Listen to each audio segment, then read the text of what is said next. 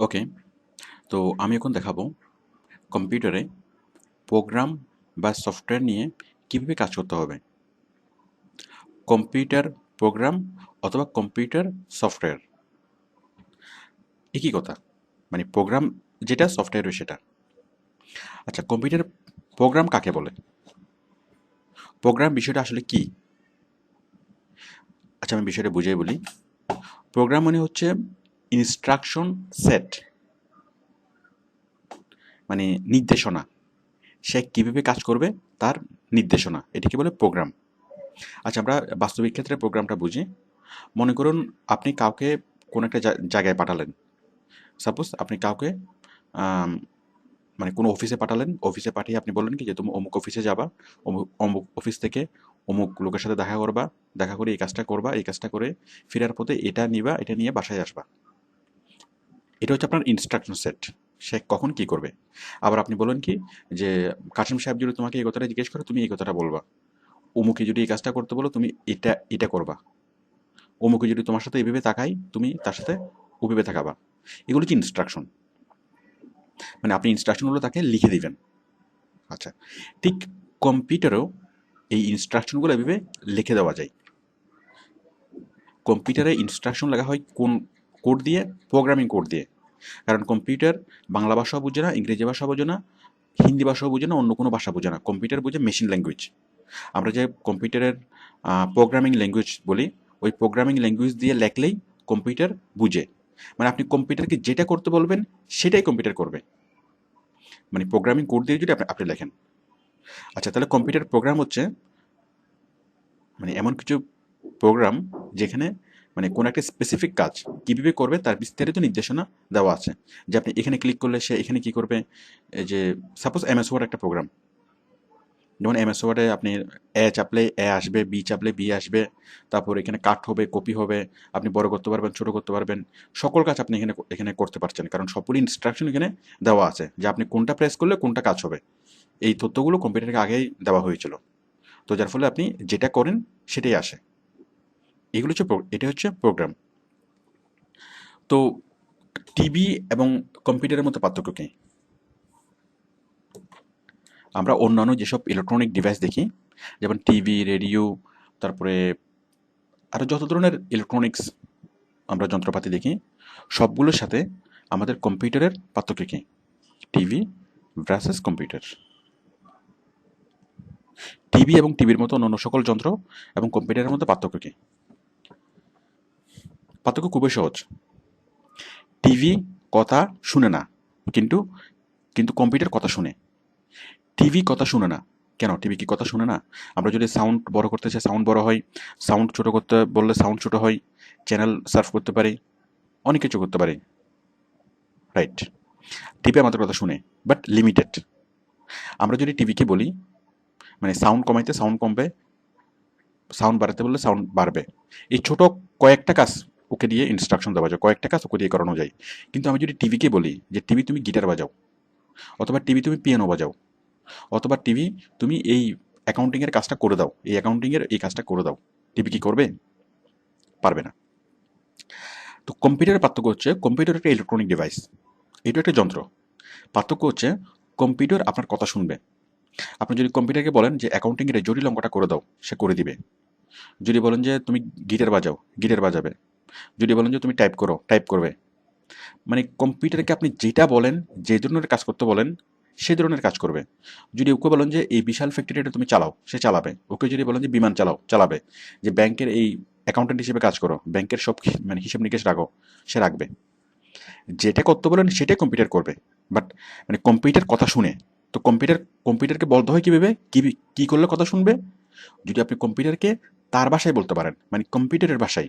কম্পিউটারের ভাষা কি? Machine language. মেশিন ল্যাঙ্গুয়েজ মানে কি? এই যে প্রোগ্রামিং ল্যাঙ্গুয়েজগুলো, প্রোগ্রামিং ল্যাঙ্গুয়েজ দিয়ে সফটওয়্যার তৈরি করা হয়। মানে প্রোগ্রামিং ল্যাঙ্গুয়েজ দিয়ে সফটওয়্যার বা প্রোগ্রাম তৈরি করা হয়, এবং সেই প্রোগ্রাম দিয়ে আপনি সেই কাজটা করতে পারবেন। মনে করেন আমরা যে মিডিয়া প্লেয়ার দিয়ে ছবি দেখি, সিনেমা দেখি, তারপরে MP3 প্লেয়ার দিয়ে গান শুনি, এগুলো কিন্তু এক একটা সফটওয়্যার। যেমন ওইখানে মিডিয়া প্লেয়ারে কী দেওয়া আছে, ইনস্ট্রাকশন দেওয়া আছে যে আপনি ভিডিওটা কীভাবে দেখবেন। মানে আপনি কোথায় ক্লিক করলে স্টপে ক্লিক করলে স্টপ হবে, প্লেতে ক্লিক করলে ছবিটা চলবে। এই যে আপনি যদি পসে ক্লিক করেন সেটা স্টপ পজ হয়ে থাকবে। এই যে ইনস্ট্রাকশনগুলো কোথায় দেওয়া আছে, ওই সফটওয়্যারের মধ্যে দেওয়া আছে। তখন আপনি যেভাবে বলেন সফটওয়্যার সেভাবে কাজ করে, কম্পিউটার সেভাবে কাজ করে। তো আশা করি বুঝতে পারছেন। তাহলে কম্পিউটার হচ্ছে কি, আপনি যেটা বলেন সেটাই কম্পিউটার শুনবে। তো সেটা শোনানোর জন্য আপনাকে কি লাগবে? সফটওয়্যার লাগবে। আমরা সফটওয়্যার দিয়ে যে কোনো ধরনের কাজ কম্পিউটারে করতে পারি। তো আমি খুব সাধারণ কয়েকটা সফটওয়্যার নিয়ে আমি আলোচনা করব। আমি অ্যাকচুয়ালি এখানে ওই সফটওয়্যারগুলো শিখাবো না, জাস্ট আমি দেখাবো। যেমন MS Word, Excel, PowerPoint, এই সফটওয়্যারগুলো দিয়ে কী কাজ হয়, সফটওয়্যারগুলো কোথায়, এই জিনিসগুলো জাস্ট আমি হালকা আইডিয়া দেবো। কারণ এমএস ওয়ার্ড শেখা, এক্সেল শেখা, এগুলো একটা বিশাল বিশাল চ্যাপ্টার। এগুলো আরও অনেক মানে এটা আরও অনেক বড় ব্যাপার। আমরা এই লেসনে যেটা শিখছি একদম বেসিক কম্পিউটারগুলো। আমি এখানে এমএস ওয়ার্ড শেখাচ্ছি না, আমি এমএস এক্সেলও শেখাচ্ছি না। এগুলোর জন্য আমাদের আলাদা সিটি আছে, এমএস ওয়ার্ড এবং এক্সেল, মানে প্রত্যেকটা প্রোগ্রামের জন্য। যাই হোক, তাহলে দেখুন কম্পিউটারের প্রোগ্রাম। এখন কম্পিউটারে কিছু প্রোগ্রাম, যে প্রোগ্রামগুলো থাকে সেই প্রোগ্রামগুলো, মানে নর্মাল যে প্রোগ্রামগুলো থাকে, প্রোগ্রামগুলো হচ্ছে কি, আপনি কম্পিউটারে প্রোগ্রামগুলো কোথায় পাবেন? আপনি যাবেন স্টার্টে, আপনি যাবেন কোথায়? স্টার্ট থেকে যাবেন কোথায়? এই যে অল প্রোগ্রাম, এখানে দেখুন অল প্রোগ্রাম। তাহলে স্টার্ট থেকে যাবেন অল প্রোগ্রাম। আমি আবার দেখাচ্ছি। আপনি যাবেন স্টার্ট থেকে অল প্রোগ্রাম। এখানে মাউস পয়েন্টার রাখলেই দেখুন এখানে সবগুলো প্রোগ্রাম চলে এসছে। আমি এই প্রোগ্রামগুলোর সাথে আপনাদের পরিচয় করিয়ে দিচ্ছি, যেগুলো সাধারণত কম্পিউটারে থাকে। মানে ডিফল্ট কিছু প্রোগ্রাম থাকে, আবার কিছু প্রোগ্রাম লোড করা যায়। কম্পিউটারের সাথে ডিফল্ট যে প্রোগ্রামগুলো থাকে, মানে উইন্ডোজ এক্সপির সাথে, একদম উপরে দেখুন এই যে অ্যাডোব রিডার, এটা পিডিএফ ফাইল পড়ার জন্য। বিজয়, কম্পিউটারে বাংলা লেখার জন্য।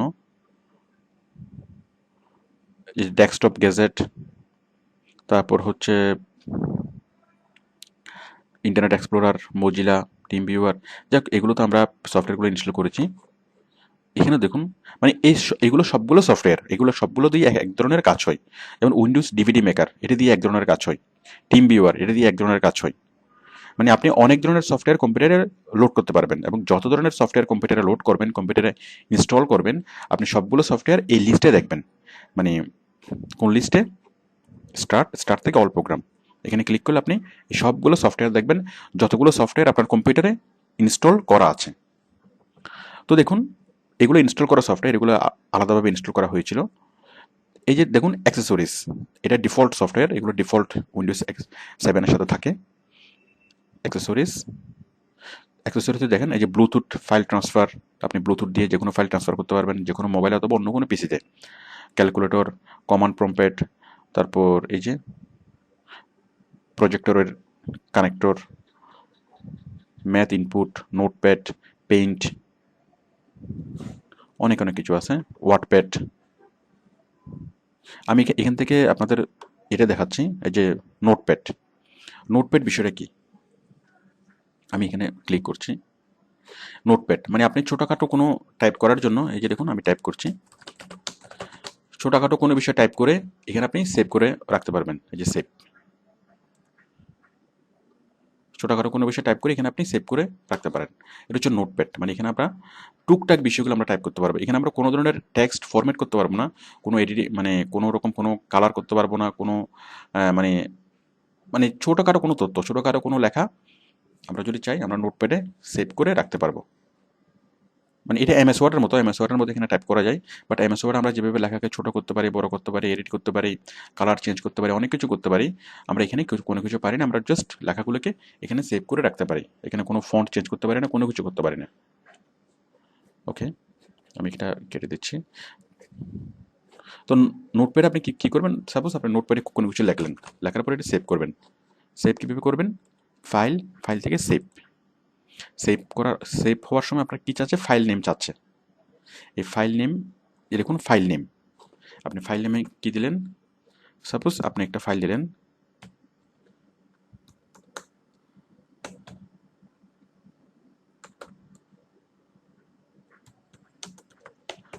আমি দিলাম এটা মাই নোট, দেওয়ার পরে এই ফাইলটা সেভ হবে কোথায়? এই যে মাই নোট ফাইলটা এটা সেভ হবে কোথায়? আমি কি এটা ডেস্কটপে সেভ করব? যদি আমি ডেস্কটপে সেভ করি তাহলে আমি ডেস্কটপে ক্লিক করলাম, ডেস্কটপ চলে আসছে। আমি যদি এখন সেভে ক্লিক করি ফাইলটা সোজা ডেস্কটপে সেভ হয়ে যাবে। আমি যদি চাই যে ফাইলটা আমি ডাউনলোডসে সেভ করব, অথবা ডকুমেন্টসে সেভ করব, অথবা পিকচারে সেভ করব, অথবা ডিতে, ইতে, এফে, যেখানেই সেভ করি না কেন আমি সেটা সেভ করতে পারবো। সাপোজ আমি চাচ্ছি এটা কোথায় সেভ করব, ইতে সেভ করব, অথবা এফে সেভ করব, এফ। এখন যদি আমি সেভে ক্লিক করি তাহলে এখানের শেষে মানে এই ফাইলটা চলে আসবে। আবার আমি চাচ্ছি না, আমি চাচ্ছি এই সফটওয়্যারের ভিতরে আমি এটা সেভ করব, তাহলে আমি সফটওয়্যারে ক্লিক করব। এখন আমি এর মধ্যে করতে পারি। আবার চাচ্ছি না, সফটওয়্যারের মধ্যে আমি অডিও এডিটিং সফটওয়্যার এটার মধ্যে আমি সেভ করব, তাহলে এখানে ক্লিক করব। এখানে ক্লিক করার পর আমি সেভ দেবো, তাহলে এটা ওই ফোল্ডারের মধ্যে সেভ হবে। মানে আমরা কোনো একটা জিনিস যখন আমরা সেভ করব, সেভ করার সময় সেটা আমরা লোকেশনটা বলে দিতে পারবো যে কোন লোকেশনে কম্পিউটারে সেটা সেভ হবে। যাই হোক, আমি আপাতত সেটা ডেস্কটপে সেভ করছি, যে ডেস্কটপ থেকে মাই নোট, এখানে সেভ, এটা আমি কেটে দিচ্ছি। দেখুন এটা কিন্তু সেভ হয়ে গিয়েছে, এই যে মাই নোট, এটা সেভ হয়ে গিয়েছে। এই যে আমি যদি এটা এখন খুলি আমি দেখতে পাবো। তাহলে এইভাবে নোটপ্যাডে আমরা যে কোনো ছোটোখাটো তথ্য আমরা লিখে রাখতে পারি এবং এটা আমরা কম্পিউটারে সেভ করতে পারি। ওকে, এরপর দেখুন আমি আবার যাচ্ছি অল প্রোগ্রাম থেকে যাচ্ছি কোথায়, অ্যাক্সেসরিজ। এখান থেকে দেখুন আরেকটা হচ্ছে পেইন্টে দেখুন, আমি পেইন্টে ক্লিক করছি। এই যে পেইন্টে আপনি ইচ্ছা মতো এখানে আঁকাআঁকি করতে পারবেন, ইচ্ছা মতো এখানে যেভাবে ইচ্ছা সেভাবে আপনি আঁকতে পারবেন, লিখতে পারবেন। তারপরে এই যে দেখুন এখানে আপনি কালার চেঞ্জ করতে পারবেন, এটা ইরেজার দিয়ে মুছতে পারবেন। দেখুন এই যে কাট, কপি, পেস্ট সব কিছু আপনি এখানে করতে পারবেন। আপনি কালার চেঞ্জ করতে, এই যে কালার চেঞ্জ করতে পারবেন। আপনি বিভিন্ন ধরনের ব্রাশ নিতে পারবেন। আমি এরকম ব্রাশ নিচ্ছি, এই যে। তারপর দেখুন এই যে আমরা এই যে হোমে ক্লিক করব, হোমে ক্লিক করার পরে এই যে দেখুন এই যে আমরা ব্রাশ নিতে পারবো, ব্রাশ দিয়ে আমরা যে কোনো কিছু লিখতে পারবো। তারপর হচ্ছে আমরা বাকেট দিয়ে যে কোনো কিছু ফিল করতে পারবো। আমি পেইন্টের কাজগুলো একটু দেখাচ্ছি। এই যে দেখুন, তাহলে আমরা ব্রাশ দিয়ে যে কোনো ধরনের ব্রাশ নিতে পারবো। আমি ছোট ব্রাশ নিলাম, আবার বড় ব্রাশ নিলাম। আবার কালার চেঞ্জ করতে পারবো, ইচ্ছা মতো কালার নিতে পারবো। এরপর দেখুন এই যে চাইলে আমরা পেন্সিল নিতে পারবো। আবার চাইলে আমি এই যে বাকেট নিতে পারবো। বাকেট, মনে করেন আমি একটা এই বৃত্ত আঁকলাম, এটা আমি বাকেট দিয়ে ভরে দেবো। বাকেট লাল ভরে দিলাম। মানে আমরা যে কোনো কিছু এঁকে এই যে এটা কী করবো, এটা গ্রিন কালার দিয়ে ভরে দেবো, বাকেট গ্রিন। তো আশা করি বুঝতে পারছেন, বাকেট, পেন্সিল, আবার আমি চাচ্ছি এটার মধ্যে কোনো একটা কিছু লিখবো, তাহলে কী করবো, এটা নেওয়ার পর এখানে যখন ক্লিক করব তখন এখানে আমি ইচ্ছা মতো টাইপ করতে পারবো। আমি কালারটা চেঞ্জ করছি,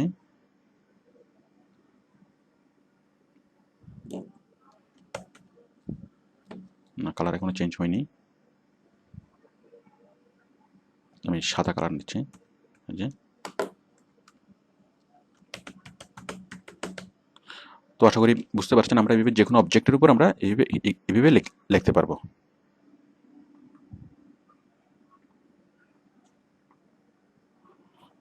এই লেখাটাকে আবার আপনি ইচ্ছে মতো মুভ করতে পারবেন। এইভাবে যেখানে ইচ্ছে সেখানে এই লেখাটাকে আপনি মুভ করতে পারবেন। এই যে, ওকে, আমি আবার আসলাম হোমে। এই যে দেখুন ইরেজার দিয়ে আপনি যে কোনো কিছু মুছতে পারবেন। এই যে কোনো কিছু মুছতে পারবেন। এরপর দেখুন, যাই আরও অনেক কিছু আছে, এগুলো আপনি ক্লিক করলে বুঝবেন। এরপরে মনে করুন এটা হচ্ছে ক্রপ। যাই হোক, আচ্ছা এগুলো আমি দেখালাম। এখানে ব্রাশ, ইচ্ছে মতো আপনি ব্রাশ নিতে পারবেন, এখানে কালার নিতে পারবেন। এখানে হচ্ছে যে কোনো ধরনের মানে অবজেক্ট আপনি ড্র করতে পারবেন। আমি যে অ্যারো নিলাম, অ্যারো, আমি কালার নিচ্ছি এটা, এই যে অ্যারো। আবার আমি আঁকলাম কি, আমি আঁকলাম এই ধরনের অ্যারোটা, পাশে অ্যারো, এই যে পাশে অ্যারোটা আঁকলাম। এখন আমি এই অ্যারোটা ফিল করবো কালার দিয়ে। তাহলে এখানে নেব, এই যে কালার এটা নেব, নেওয়ার পর এখানে ফিল। বুঝতে পারছেন? তাহলে আমরা যে কোনো কিছু এখান থেকে যে কোনো অবজেক্ট আমরা ড্র করতে পারবো। আবার এই যে কোনো ধরনের কিছু আমরা ড্র করতে পারবো। নিলাম, নেওয়ার পরে এই যে, যাই হোক আশা করি বুঝতে পারছেন। এরপর দেখুন, আপনারা তো এগুলো বুঝতে পারলেন কালার। আচ্ছা, এখন আমরা ইচ্ছে মতো এখানে আঁকাআঁকি করতে পারবো পেন দিয়ে। আবার যেটা করতে পারবো, অন্য কোনো ছবি এখানে এসে নিয়ে এসে আমরা ইচ্ছে মতো আমরা মানে কাজ করতে পারবো, পেন্ট করতে পারবো। মনে করেন আমি আমাদের কম্পিউটার থেকে একটা ছবি নিয়ে আসি। ছবি নিয়ে আসার জন্য আমি ফাইল থেকে ওপেন, এখান থেকেও যেতে পারি, ফাইল থেকে ওপেন। এই ওপেন থেকে ওপেনে যদি ক্লিক করি, তাহলে আমি পুরো কম্পিউটার এখানে দেখবো। পুরো কম্পিউটার এখানে দেখতে পাচ্ছি। আমি চাইলে ডেস্কটপ থেকে কোনো ছবি নিয়ে আসতে পারি, ডেস্কটপ, মাই পিকচার, অথবা এই যে C drive, E drive, D drive, যে কোনো ড্রাইভ থেকে আমি ইচ্ছা মতো ছবি এখানে নিয়ে আসতে পারি। সাপোজ আমি চাচ্ছি মাই পিকচার থেকে ছবি নিয়ে আসবো। মাই পিকচার, এই যে এখানে অনেকগুলো ছবি আমি দেখতে পাচ্ছি। সাপোজ এই ছবিটা আমি নিয়ে আসবো। ক্লিক করার পরে এই যে চলে আসলো এখানে ছবিটা। আবার আমি চাচ্ছি আরেকটা ছবি নিয়ে আসবো। আবার চাচ্ছি আমি এখান থেকে ওপেন থেকে সাপোজ এই যে ডেস্কটপ, এখানে অনেকগুলো ছবি আছে। সাপোজ এই ছবিটা আমি নিয়ে আসবো। এই ছবিটা নিয়ে আসলাম। এখন এই ছবিটাকে আমি ইচ্ছে মতো কী করবো, কালার করব। সাপোজ এই জিনিসগুলো কি আমি কালারিং করে দেবো।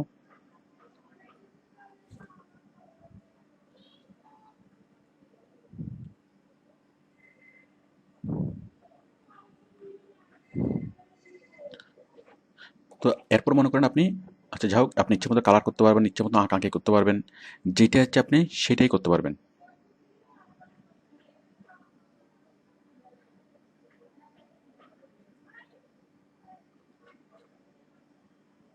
যাই হোক, মানে যেটা ইচ্ছে সেটা করতে পারবেন। আবার এই লেখার উপর আপনি কি করতে পারবেন, এই যে এই ছবির উপরে আপনি ইচ্ছে মতো আপনি লিখতেও পারবেন।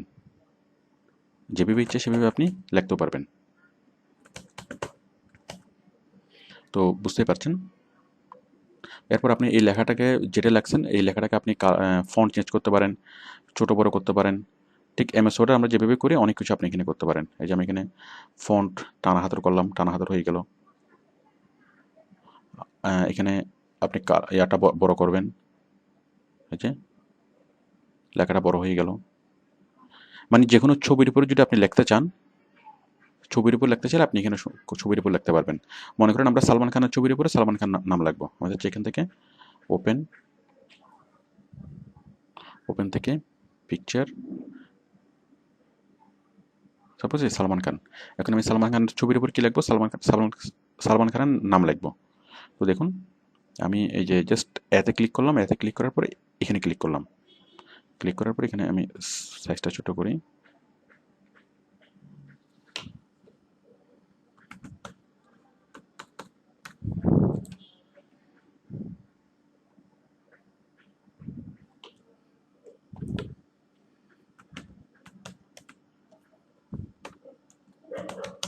সালমান খান। তো বুঝতে পারছেন, আমরা ইচ্ছা এই লেখাটাকে আমি ইচ্ছে করলে আরও একটু বড় করতে পারবো। একটু বড় করলাম, তারপর দেখুন এই যে লেখার উপর আমি লিখে ফেললাম। তো বুঝতে পারছেন, এটা দিয়ে আপনি যে কোনো ছবির উপর আপনি ইচ্ছা মতো লিখতে পারবেন। এটা দিয়ে আপনি ছবিকে বড় করতে পারবেন, ছোট করতে পারবেন। এই যে আবার আপনি চাইলে ইরেজার দিয়ে যে কোনো জিনিস আপনি মুছেও ফেলতে পারবেন। যাই হোক, আপনি আশা করি বুঝতে পেরেছেন। এই যে এখানে অনেকগুলো কালার আছে, আপনি যদি এখান থেকে যে কোনো কালার চুজ করতে পারেন ব্রাশ মানে নেওয়ার সময়। এই যে আবার এখান থেকে যদি কোনো কালার আপনার চুজ না হয়, আপনি এখান থেকেও কালারটা চেঞ্জ করতে পারেন, যে কোনো কালার আপনি নিতে পারেন। তাহলে আমরা ফাইল খুলবো থেকে এখান থেকে ক্লিক করে ওপেনে ক্লিক করে আমরা পুরো কম্পিউটারে পাবো।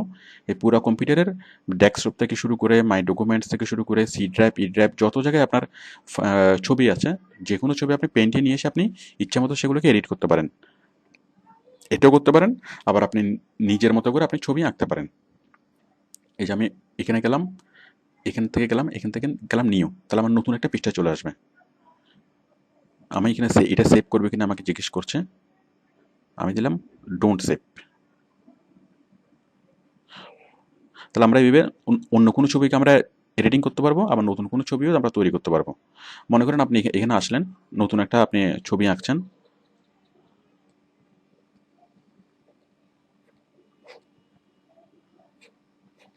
আমি একটা ছবি আঁকলাম। এখন এই ছবিটাকে আমি সেভ করব, আমার কম্পিউটারে সেভ করব। সেভ করার জন্য আমি কোথায় যাব? আমি যাব এখানে, এখান থেকে যাব সেভ, সেভে ক্লিক করলাম। এখন এখানে এই ফাইলের নাম চাচ্ছে। দেখুন সব সব ধরনের ফাইল সেভ করা কিন্তু একই রকম। এখন ফাইলের নাম চাচ্ছে, আমি ফাইলের নাম দিলাম মাই কার্টুন। এরপরে আমি কোথায় সেভ করব? আমি কি ডেস্কটপে সেভ করব, নাকি ডি ড্রাইভে সেভ করব, নাকি ই ড্রাইভে সেভ করব? মনে করেন আমি এখানে সেভ করব কোথায়? সাপোজ আমি সেভ করব এফ ড্রাইভে। এফ, আমি এফে আসলাম। এফে আসার পর এই যে মাই ড্রাইভ, আমি এটা সেভ করলাম, সেভ হয়ে গেল। এরপর দেখুন আমি এটা কেটে দিচ্ছি। এরপর আপনি যদি এফ ড্রাইভে যান, তাহলে আপনি এই ছবিটাকে দেখবেন, মাই কম্পিউটার এফ। দেখুন একদম শেষে ছবিটাকে দেখা যাবে, এই যে মাই কার্টুন। মানে আপনি যেভাবে চান, যেখানে চান সেখানে আপনি ছবিটা আঁকতে পারবেন। আবার আপনি চাচ্ছেন এই ছবিটি আপনি আপনার কম্পিউটারের ব্যাকগ্রাউন্ড হিসেবে ব্যবহার করবেন, তাহলে আপনি ছবিটা ওপেন করবেন। ওপেন করার পর রাইট বাটনে ক্লিক করবেন, ক্লিক করে set as desktop background click করলাম। এই যে আমার ডেস্কটপে এটা ব্যাকগ্রাউন্ড হিসেবে চলে আসলো। তো আশা করি বুঝতে পারলেন আসলে সব কিছু, কোনো কিছু কঠিন না, সব কিছু খুবই সহজ। তো এই পেন্টের ব্যবহারটা আপনারা আশা করি বুঝতে পারছেন। এরপর মনে করুন আমি এই গুগল থেকে কোনো ধরনের কোনো ছবি নেব। মনে করুন এই যে গুগল ইমেজ,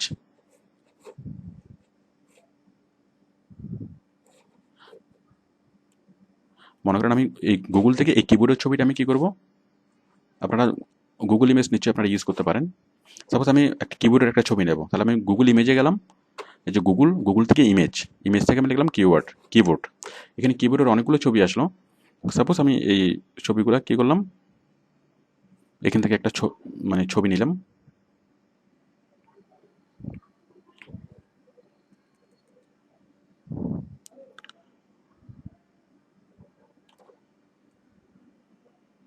এই যে এই ছবিটা, মানে আমি গুগল থেকে কি করবো, আমার কম্পিউটারে নিয়ে আসবো।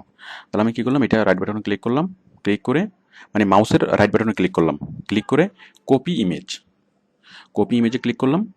তাহলে এটা কপি হয়ে গেল। দেন আমি এটা পেস্ট করব কোথায় গিয়ে? পেন্টে গিয়ে, পেন্ট, এখান থেকে ক্লিক করলাম। আমি সরাসরি যদি এখানে পেন্ট লিখি তাও পেন্ট চলে আসবে, PAINT। এই পেন্ট লিখলে সরাসরি পেন্ট চলে এসেছে। আমি সরাসরি এখান থেকে আমি পেন্টে যেতে পারবো। আমি আগে যেটা দেখিয়েছিলাম, এখান থেকে ক্লিক করে অল কম্পিউটার, অল প্রোগ্রাম থেকে কোথায় অ্যাক্সেসরিজ থেকে পেন্ট, এখানে ক্লিক করে পেন্টে যেতে পারেন। অথবা আপনি সরাসরি এখানে ক্লিক করবেন, এখানে ক্লিক করে জাস্ট পেন্ট লিখলেই পেন্ট চলে আসবে, চলে এসছে। আমি পেন্টে গেলাম। তাহলে আমি আমার কিবোর্ডের ছবিটা এখানে পেস্ট করব। পেস্ট করার জন্য আমি কি করব? জাস্ট এই পেস্টে ক্লিক করব, পেস্ট, পেস্টে ক্লিক করতে পারি। অথবা এখানে রাইট বাটন ক্লিক করে, যাই হোক এখানে রাইট বাটনে ক্লিক হবে না, আমি জাস্ট এই পেস্টে ক্লিক করব। পেস্টে ক্লিক করলেই ছবিটা এখানে পেস্ট হয়ে যাবে। দেখুন পুরো কিবোর্ডটা এখানে চলে এসছে। আমি যদি কিবোর্ডটা যদি ছোট করে দেখতে চাই, এই যে এখান থেকে আমি ছোট করে দেখতে পারবো। জুমটা কমিয়ে দেখতে পারি, জুমটা বাড়িয়েও দেখতে পারি। ঠিক একইভাবে আমি যদি এই ছবিটা যদি আমি মানে কম্পিউটারে সেভ করতে চাই, তাহলে কি করব? এখান থেকে সেভ সেভ সেভ করবো কোথায়? যদি আমি ডেস্কটপে যে যেখানে ইচ্ছে সেখানে আমি সেভ করবো। তারপর আমি পিকচারে সেভ করব, পিকচার, এখানে লাগলাম কি মাই কিবোর্ড, লিখে সেভ করলাম। দেখুন এটা সেভ হয়ে গেল। আমি এটাকে কেটে দিচ্ছি। দেখুন এখন যদি আমি মাই পিকচারে যাই, মাই পিকচারে যাওয়ার জন্য এই যে মাই কম্পিউটার থেকে এই যে পিকচার্স, এখানে দেখুন কিবোর্ডের ছবিটা এখানে থাকবে, এই যে মাই কিবোর্ড। আশা করি আপনারা বুঝতে পারছেন। এখান থেকে ক্লিক করে আমি ছবিটাকে বড় করে দেখতে পারি, ছোট করে দেখতে পারি, যেভাবে ইচ্ছে এভাবে আমি দেখতে পারি।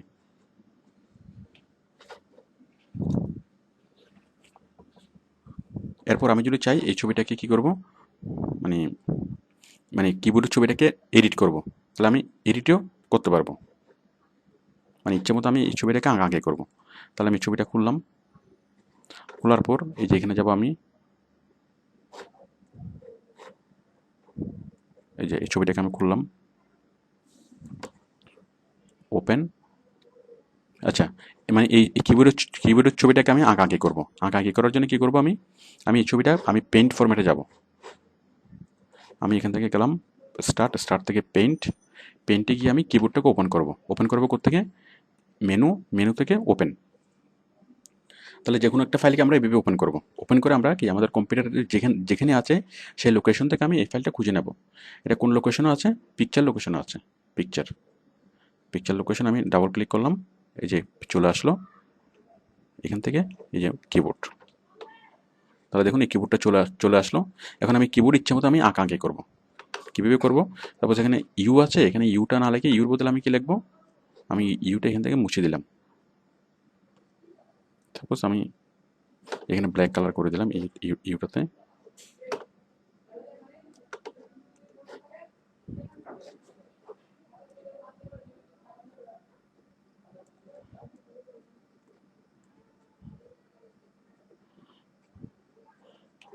মানে আমি ইচ্ছে মতো এখানে কি আগে করতে পারবো, এগুলো আমি মুছে দিচ্ছি। মানে যে যা ইচ্ছে আপনি তা করতে পারবেন এখানে।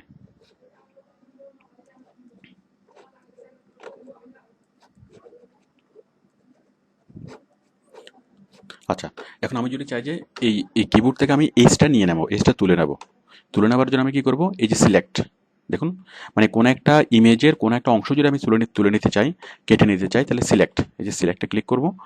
সিলেক্টে ক্লিক করার পরে জাস্ট হোম থেকে সিলেক্ট ক্লিক করলাম। দেখুন মাউস পয়েন্টারটা কীরকম হয়ে গেল, এই যে প্লাস চিহ্নের মতো হয়ে গেল। এখন আমি কি করলাম, এটা মাউস পয়েন্টারটাকে আমি রাইট বাটনটাকে চেপে ধরলাম, মানে আমাদের মানে ডান হাতের যে শাহাদাত আঙ্গুল, এই শাহাদাত আঙ্গুলে আমি আঙ্গুল দিয়ে কি করলাম, মাউসটাকে আমি চেপে ধরলাম। এটাকে বলে ড্র্যাগ করা। চেপে ধরে আমি এটা সিলেক্ট করলাম। সিলেক্ট করার পর দেখুন এটা এই যে আলাদা হয়ে গেল। এখন আমি এই অংশটুকু আমি কি করব, কপি করে অন্য জায়গায় নিয়ে যেতে পারবো, অথবা কাট করে অন্য জায়গায় নিয়ে যেতে পারবো। তো আশা করি বুঝতে পারছেন। এই যে সিলেক্ট, আমি আবার দেখাচ্ছি, এই যে সিলেক্টকে ক্লিক করব। ক্লিক করে আমি যে কোনো অংশ আমি কাটতে পারবো, কেটে অন্য জায়গায় নিয়ে যেতে পারবো। মনে করেন আমি আবার ওপেন করলাম মাই পিকচার থেকে সালমান খানকে খুললাম। আমি চাচ্ছি সালমান খানের মাথাটা কেটে আলাদা করব। তাহলে কি করলাম, হোম থেকে এখান থেকে এই যে সালমান খান, মাথাটা কাটলাম, মাথাটা কেটে আলাদা করে ফেললাম। তো আশা করি বুঝতে পারছেন। আপনারা পেন্ট নিয়ে আশা করি কাজ করতে পারবেন। এরপর দেখুন, পেন্টের পরে অন্যান্য যে প্রোগ্রামগুলো আছে, সাধারণ যে প্রোগ্রামগুলো, এই আমি আবার যাচ্ছি অল প্রোগ্রাম থেকে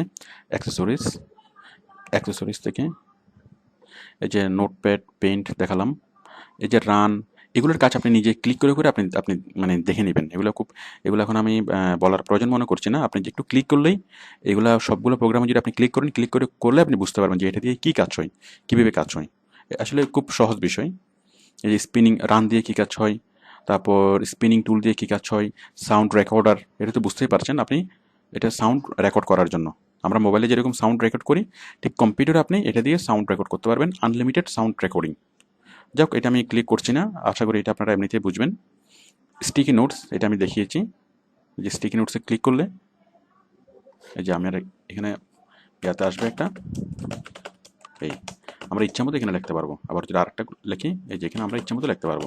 মানে টুকটাক আমরা এই টুকটাক কোনো স্লিপে কোনো কিছু লিখে আমরা নোট করে রাখি আমাদের কাজের সুবিধার্থে। এখানে আপনি ডেস্কটপে এরকম অনেকগুলো স্লিপ আপনি তৈরি করতে পারবেন, আবার এই স্লিপগুলোকে কেটেও দিতে পারবেন। এগুলোকে বলা হয় স্টিকি নোটস। আচ্ছা, স্টিকি নোটসের পরে দেখুন আমি আবার গেলাম প্রোগ্রাম থেকে অ্যাক্সেসরিজ থেকে এই যে sticky notes, synchronisation centre, Windows explorer, Windows mobility centre, WordPad. WordPad এবং নোটপ্যাড একই রকম। আমরা আগে যেটা দেখেছিলাম নোটপ্যাড, এই যে দেখুন নোটপ্যাড, নোটপ্যাড এবং এখন হচ্ছে ওয়ার্ডপ্যাড, ওয়ার্ডপ্যাড প্রায় একই রকম। দেখুন ওয়ার্ডপ্যাড আমি আবার দেখাচ্ছি। স্টার্ট, স্টার্ট থেকে অল প্রোগ্রাম, অ্যাক্সেসরিজ, এখান থেকে ওয়ার্ডপ্যাড, এই যে দেখুন ওয়ার্ডপ্যাড। ওয়ার্ডপ্যাডের পার্থক্য হলো আমরা নোটপ্যাডে যেরকম কাজ করেছি ওয়ার্ডপ্যাডও একই রকম। তো একই রকম বাট একটু পার্থক্য আছে। পার্থক্যটা হচ্ছে নোটপ্যাডটা হচ্ছে একেবারে সিম্পল, এখানে আমরা লেখাকে কোনো রকম এডিট করতে পারি না, বড় করতে পারি না, ছোটো করতে পারি না, কালার করতে পারি না, কোনো কিছুই করতে পারি না। বাট ওয়ার্ডপ্যাডে আপনি এমএস ওয়ার্ডের ছোটোখাটো কাজগুলো করতে পারবেন। যেমন আপনি এই লেখা লিখতে পারবেন, লেখা লেখার পর এই লেখাটার আপনি এই ফন্ট চেঞ্জ করতে পারবেন, আপনি লেখাটাকে ইচ্ছে মতো বড় করতে পারবেন, এই যে বড় করতে পারবেন, ছোট করতে পারবেন, লেখাটাকে মাঝখানে নিয়ে যেতে পারবেন, লেখার কালার কালার চেঞ্জ করতে পারবেন। যাক, বুঝতে পারছেন, লেখাকে বোল্ড করতে পারবেন, ইটালিক করতে পারবেন, অনেকভাবে আপনি লেখাটাকে নিয়ে আসতে পারবেন। আবার যখন ইমেজও আপনি ইনসার্ট করতে পারবেন, ইমেজ নিয়েও কাজ করতে পারবেন, ডেট অ্যান্ড টাইম ইনসার্ট করতে পারবেন। যাই হোক, এগুলো আপনারা একটু দেখলেই বুঝবেন। মানে আমরা যে কোনো কিছু ওয়ার্ডপ্যাডে আমরা টুকটাক এমএস ওয়ার্ডের কাজগুলো করতে পারি। মানে এটা হচ্ছে একটা মিনি এমএস ওয়ার্ড। তো এটা হচ্ছে নোটপ্যাডের মতো, এখানে আমরা এমএস ওয়ার্ডের যত বিশাল কাজ করতে পারি, অনেক ধরনের কম্পিউটারকে লেখাকে অনেকভাবে আমরা এডিটিং করতে পারি। ওয়ার্ডপ্যাডে আমরা অত কিছু করতে পারি না। ওয়ার্ডপ্যাডে আমরা অত কিছু করতে পারি না, আমরা সিম্পলি কি লেখাগুলোকে আমরা মানে ছোটোখাটো কাজগুলো করতে পারি। যাই হোক, এই ওয়ার্ডপ্যাড এবং নোটপ্যাড এগুলা ডিফল্ট অবস্থায় থাকে, কম্পিউটারের ডিফল্ট অবস্থায় থাকে। আপনাকে আলাদা করে এমএস ওয়ার্ড ইনস্টল না করলেও উইন্ডোজ 7-এর সাথে ওয়ার্ডপ্যাডটা ডিফল্ট থাকে। এরপর দেখুন আমি আবার যাচ্ছি স্টার্ট থেকে অল প্রোগ্রাম। দেখুন আমি আবার যাচ্ছি স্টার্ট থেকে অ্যাক্সেসরিজ থেকে এই যে ওয়ার্ডপ্যাড থেকে আরও নিচে আরও আছে, যেমন এইস অফ অ্যাক্সেস, এগুলো আপনি দেখে নেবেন, tablet PC, Windows power shell. এরপর আরও অনেকগুলো সফটওয়্যার আছে, এই যে গুগল ক্রোম, ইন্টেল, ক্যালাইট, কোডেক, লজিটেক।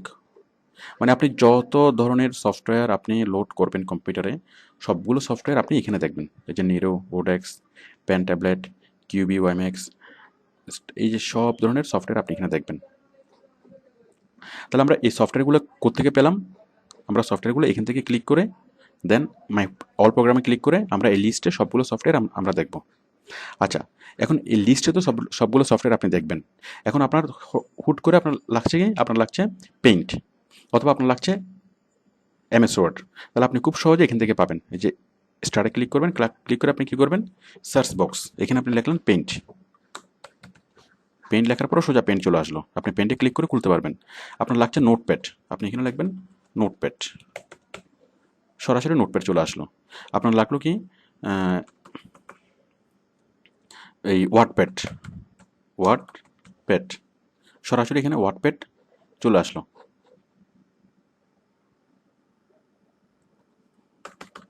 একটা শব্দ লিখলে হবে,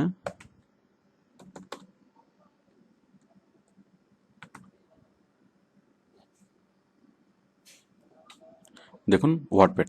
আমি এখানে জাস্ট শুধু ওয়ার্ড লিখি, WORD, শুধুমাত্র ওয়ার্ড লিখলেই এই যে চলে আসছে ওয়ার্ডপ্যাড। আবার ওয়ার্ড লিখলেই মাইক্রোসফট ওয়ার্ডও একসাথে চলে আসছে। যাই হোক, আমি এতক্ষণ যেটা দেখলাম যে কম্পিউটারের ছোটোখাটো মানে সফটওয়্যারগুলো, এখানে আমি কয়েকটা সফটওয়্যার সম্পর্কে আপনাদেরকে বলি, ডিফল্ট সফটওয়্যারগুলো। যেমন এই যে অল প্রোগ্রাম থেকে অ্যাক্সেসরিজ, এখানে একটা আছে উইন্ডোজ সিডি মেকার, এখান থেকে আপনি মানে সিডি বার্ন করতে পারবেন। এই যে দেখুন এখান থেকে অল প্রোগ্রাম থেকে একদম উপরে দেখুন এই যে উইন্ডোজ ডিভিডি মেকার মানে হচ্ছে আপনার ধরুন অনেকগুলো ডিভিডি আছে, অনেকগুলো সিডি আছে, অথবা অনেকগুলো মানে লেখা আছে, ওগুলোকে আপনি আপনার মনের মতো করে খুব সুন্দর করে সাজাতে পারবেন। আমরা যখন সিনেমার বিভিন্ন ডিভিডিগুলো দেখি, সাপোজ মনে করেন একটা ডিভিডিতে 6টা মুভি আছে, ওই আমরা যখন কম্পিউটারে যখন ডিভিডিতে মানে দিই, তখন আমাদেরকে মানে মেনু দেখাই যে আপনি যেখানে আমরা ক্লিক করি সেই মুভিটি আমাদেরকে দেখাই।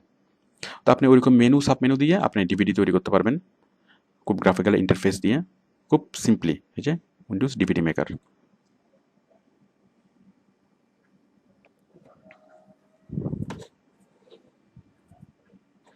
এই যে অ্যাড আইটেমস, আমি আইটেম অ্যাড করছি। এই যে কয়েকটা আইটেম আমি অ্যাড করলাম, তারপর নেক্সট। এই যে এরপর আমি যে কোনো একটা থিম, যে কোনো একটা স্টাইল সিলেক্ট করলাম, সাপোজ এই স্টাইলটা। এই যে দেখুন আমাকে ইয়াগুলো কীভাবে দেখাচ্ছে, প্রিভিউ।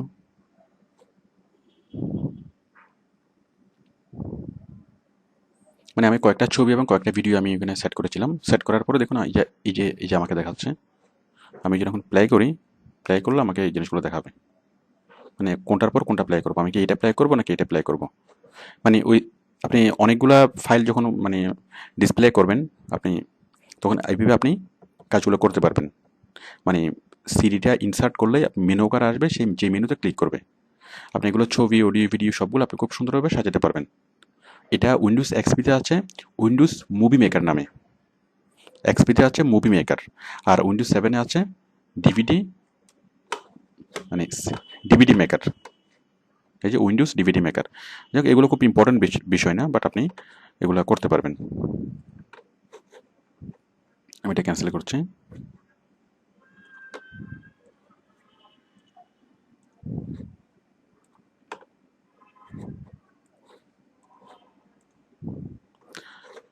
এরপর দেখুন স্টার্ট থেকে আবার অল প্রোগ্রাম থেকে দেখুন এই যে উপরে ডিভিডি মেকারের পরে উইন্ডোজ ফ্যাক্স অ্যান্ড স্ক্যান। আপনি এই উইন্ডোজ ফ্যাক্স অ্যান্ড স্ক্যান এটা দিয়ে আপনি ফ্যাক্সও করতে পারবেন এবং স্ক্যানও করতে পারবেন, মানে ফ্যাক্স করতে পারবেন। উইন্ডোজ ফ্যাক্স অ্যান্ড স্ক্যান আপনি আপনার কম্পিউটারকে ফ্যাক্স মেশিন হিসেবে ইউজ করতে পারবেন। মানে আপনার কম্পিউটারের সাথে যদি আপনার মানে প্রিন্টার লাগানো থাকে, থাকলে আপনার সরাসরি ওই ফ্যাক্সটা প্রিন্ট করতে পারবেন। আর লাগানো না থাকলেও সমস্যা নেই, আপনি জাস্ট ওই ফ্যাক্সের লাইনটাকে, টেলিফোনের লাইনটাকে যদি আপনি কম্পিউটারের সাথে লাগিয়ে দেন, তাহলে আপনার কম্পিউটারেই ওই যে কোনো ফ্যাক্স আপনি রিসিভ করতে পারবেন, ফ্যাক্সগুলো আপনি স্টোর করে রাখতে পারবেন, সব কিছু করতে পারবেন। এই যে fax, you can send and receive faxed documents on your computer without using a fax machine. মানে আপনার যদি ল্যাপটপ থাকে অথবা ডেস্কটপ থাকে, মানে কম্পিউটার থাকলে আপনার আর কোনো ফ্যাক্স মেশিন লাগবে না। এই যে you can also print email. আসলে অনেক মানুষ এই জিনিসগুলো জানে না, যেমন অনেক দোকানে আমি দেখি যে ওদের কম্পিউটার আছে, আবার আলাদা করে ফ্যাক্স মেশিনও আছে। তো আলাদা করে ফ্যাক্স মেশিন কেনার দরকারটা কি? এখানে তো আমাদেরকে সবগুলো ফেসিলিটিস দিয়ে দিচ্ছে। ইভেন আপনি আপনার কম্পিউটারকে মোবাইল ফোন হিসেবে ইউজ করতে পারেন। মানে আমাদের যতগুলোই মানে যন্ত্রাংশ আছে, যেমন মোবাইল ফোন, টেলিফোন, তারপরে এই ফ্যাক্স মেশিন, তারপরে আরও যত ধরনের ইলেকট্রনিক ডিভাইস আছে, সব ধরনের ডিভাইস আপনি কম্পিউটার দিয়ে আপনি ইউজ করতে পারেন খুব সহজেই। তো দেখুন এই যে বিভিন্ন কম্পিউটারের দোকানগুলোতে, কম্পিউটার টাইপিংয়ের যে দোকানগুলোতে ওরা কী করে আলাদা করে ফ্যাক্স মেশিন কিনে, আসলে কোনো দরকার নেই। ওরা যদি জানতো তাহলে ওরা আর অপচয়টা করতো না। যাই হোক, এরপর দেখুন এই যে প্রোগ্রাম থেকে Windows Windows fax and scan, Windows Media Center, Windows Media Player তো আপনারা সবাই চেনেন, এটা দিয়ে আমরা যে কোনো সিনেমা, যে কোনো ভিডিও দেখতে পারি। Windows update, XPS viewer. যাই হোক, এগুলা মানে আমি যেগুলো দেখালাম এগুলো হচ্ছে ডিফল্ট সফটওয়্যার, এগুলো মানে ডিফল্ট থাকে কম্পিউটারে, এগুলো উইন্ডোজ 7-এ ডিফল্ট থাকে। আবার এই যে সফটওয়্যারগুলো যেমন বিজয়, অ্যাডোব রিডার, এগুলো থাকে না, এগুলো মানে আলাদা করে এগুলো ডাউনলোড করতে হয়, আলাদা করে এগুলো ইনস্টল করতে হয়। তো যাই হোক, আমরা ছোটোখাটো সফটওয়্যারগুলো দেখলাম। আমরা এবার কম্পিউটারের বেসিক যে সফটওয়্যারগুলো, বেসিক মানে একটু বড় সফটওয়্যারগুলো দেখব। আমরা এতক্ষণ দেখলাম ছোটোখাটো সফটওয়্যারগুলো, আমরা এখন বড় কিছু সফটওয়্যার দেখব। আমরা এখন যেটা দেখব, কম্পিউটারে কাজ করার জন্য এই যে এমএস ওয়ার্ড,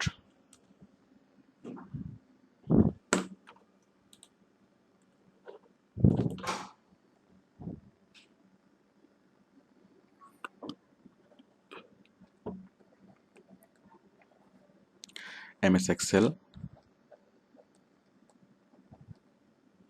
তারপর এমএস মানে হচ্ছে Microsoft.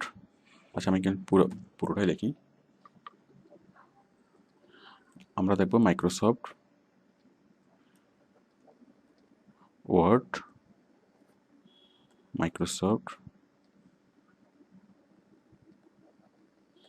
Excel, Microsoft PowerPoint, Microsoft Access,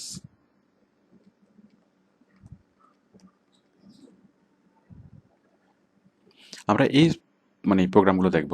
আমরা আসলে এই প্রোগ্রামগুলো শিখবো না, যেমন মাইক্রোসফট ওয়ার্ড আমি এখানে শেখাবো না, আমি জাস্ট মাইক্রোসফট ওয়ার্ড খুলে আপনাদেরকে দেখাবো যে এটা কি এবং এগুলো দিয়ে কি কাজ করে, জাস্ট ওটুকু দেখাবো যে এগুলো কি এবং কি কাজ করে।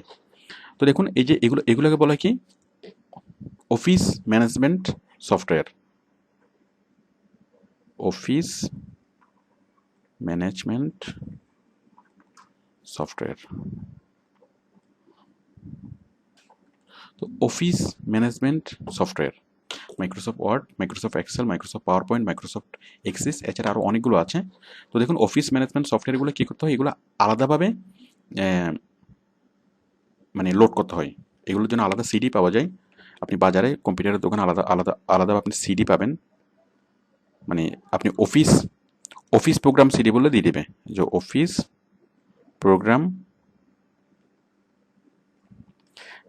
প্রোগ্রামের সিডি, অথবা মাইক্রোসফট ওয়ার্ড, এক্সেল, পাওয়ার পয়েন্টের সিডি, এটা বললেই দোকানের থেকে আপনি কিনতে পারবেন, সফটওয়্যারের দোকান থেকে। মাত্র 40 থেকে 45 টাকা দাম নেবে। আচ্ছা, এখান থেকে এই সিডিগুলো নিয়ে আপনি কম্পিউটারে ইনসার্ট করে আপনি খুব সহজে ইনস্টল করতে পারবেন। আমি একটু পরে দেখাবো এটা ইনস্টল কীভাবে করবেন। তো দেখুন অফিস প্রোগ্রামের অনেকগুলা ভার্সন থাকে। একটা হচ্ছে 2003, একটা আছে 2000, একটা আছে 2003, একটা আছে 2007, একটা আছে 2010, 2010 লেটেস্টটা। তো 2000, 2003, 2007 এগুলো আসলে একটু ওল্ড ভার্সন। আমাদের বর্তমানে লেটেস্ট ভার্সন যেটা, এটা হচ্ছে 2010। এটা অনেক ভালো এবং খুব সহজে সবগুলো কাজ করা যায়, খুব সহজ 2010টা একদম লেটেস্ট যে ভার্সনটা। তো আপনি যখন শিখবেন, আপনি এই লেটেস্ট ভার্সন যেগুলো, লেটেস্ট ভার্সনগুলো সবসময় শিখবেন। যেমন আপনি যদি 2000 শিখেন, তাহলে 2000টা দেখবেন আর কিছুদিন পরে আর চলবে না, আর কিছুদিন পর এটা কোনো কম্পিউটারে আপনি এটা পাবেন না। ধরুন আপনি অফিসে কোনো কম্পিউটারে কাজ করছেন, আপনি দেখবেন এখানে 2000 লোড করা নেই, 2010 লোড করা। আপনি যে কোনো কম্পিউটারে যদি কাজ করেন, আপনি অফিসের কম্পিউটারে কাজ করেন অথবা কোথাও গিয়েছেন ওইখানে কম্পিউটারে কাজ করছেন, ম্যাক্সিমাম কম্পিউটারেই একদম লেটেস্ট ভার্সনটা লোড করা থাকে।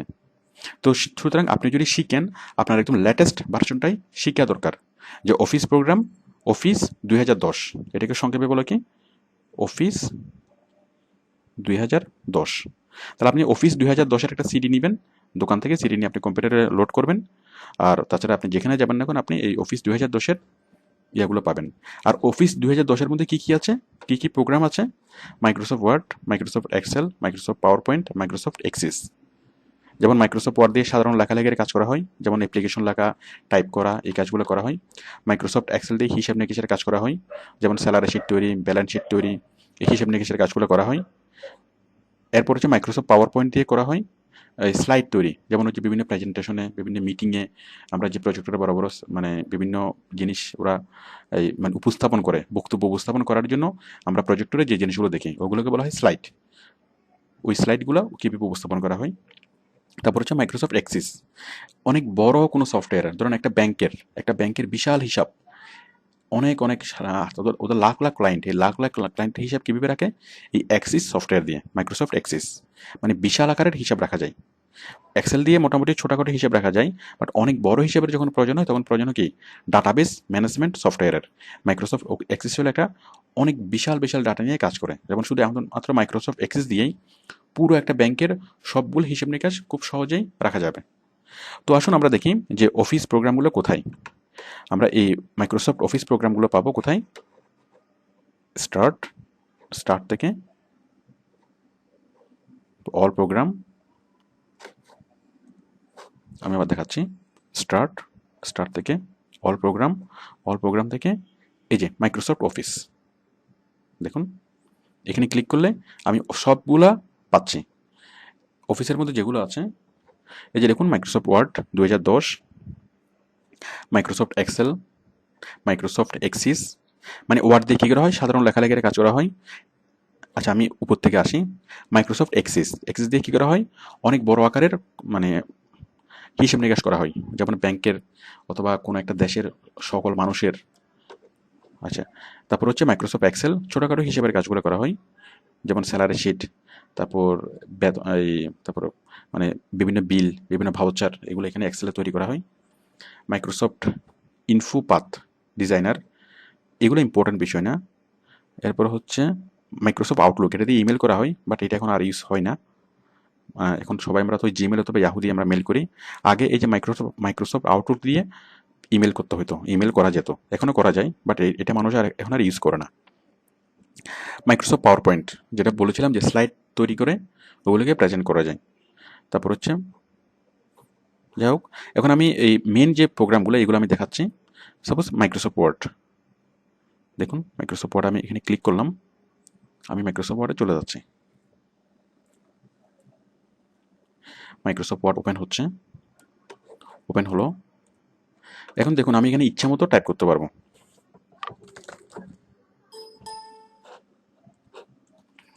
মাইক্রোসফট ওয়ার্ড আমি ইচ্ছে মতো টাইপ করতে পারবো। টাইপ করার পরে আমি এই লেখাগুলোকে কী করব, সবগুলো লেখাকে আমি বড় করব। বড় করার জন্য কী করব, এই যে মাউসটাকে আমি এখানে ক্লিক করলাম, ক্লিক করার পরে মাউসের আমার যে শাহাদাত আঙ্গুল, আপনার ডান হাতের যে শাহাদাত আঙ্গুল, ওই আঙ্গুল দিয়ে আপনি কী করেন, মাউসটাকে চেপে ধরেন। আমি চেপে ধরলাম, চেপে ধরার পরে আস্তে আস্তে আস্তে আস্তে ডান পাশে নিয়ে আসেন। এখানে এসে এবার মাউসটা ছেড়ে দিলাম, তাহলে এটা সিলেক্ট হয়ে গেল। এটাকে বলে সিলেক্ট। মাউস দিয়ে আমি সিলেক্ট করলাম, সিলেক্ট করার পরে আমি এই লেখাটাকে কী করব, বড় করব। 26 করলাম, আমি আরও বড় করতে পারি, 48 করলাম।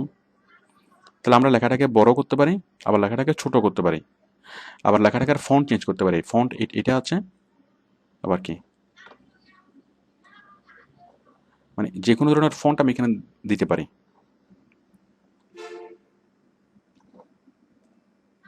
এই যে আমরা ফন্ট চেঞ্জ করতে পারি যে কোনো ধরনের। তারপর লেখাকে বড় করতে পারি, ছোট করতে পারি। এরপর লেখার কালার চেঞ্জ করতে পারি।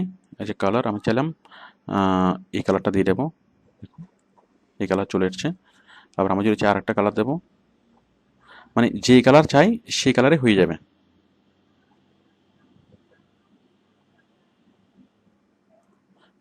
বুঝতে পারছেন, আমরা কালার চেঞ্জ করতে পারবো। তারপরে এই যে এই পুরো লেখাটাকে আমরা কী করতে পারবো, আমি আবার সিলেক্ট করলাম, সিলেক্ট করে এই লেখাটাকে আমি বোল্ড করব, বোল্ড হয়ে গেল। ইটালিক করবো, ইটালিক হয়ে গেল। আন্ডারলাইন, নিচে আন্ডারলাইন দেবো, আন্ডারলাইন হয়ে গেল। তবে যে কোনো অ্যাকশানে আমরা করি না কেন, আমাদেরকে কী করতে হবে, সেই লেখাটাকে সিলেক্ট করতে হবে। সিলেক্ট করে আমরা এই অ্যাকশনগুলো করব।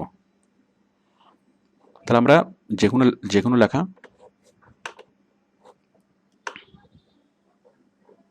দেখুন আমি একটা লেখা লিখছি।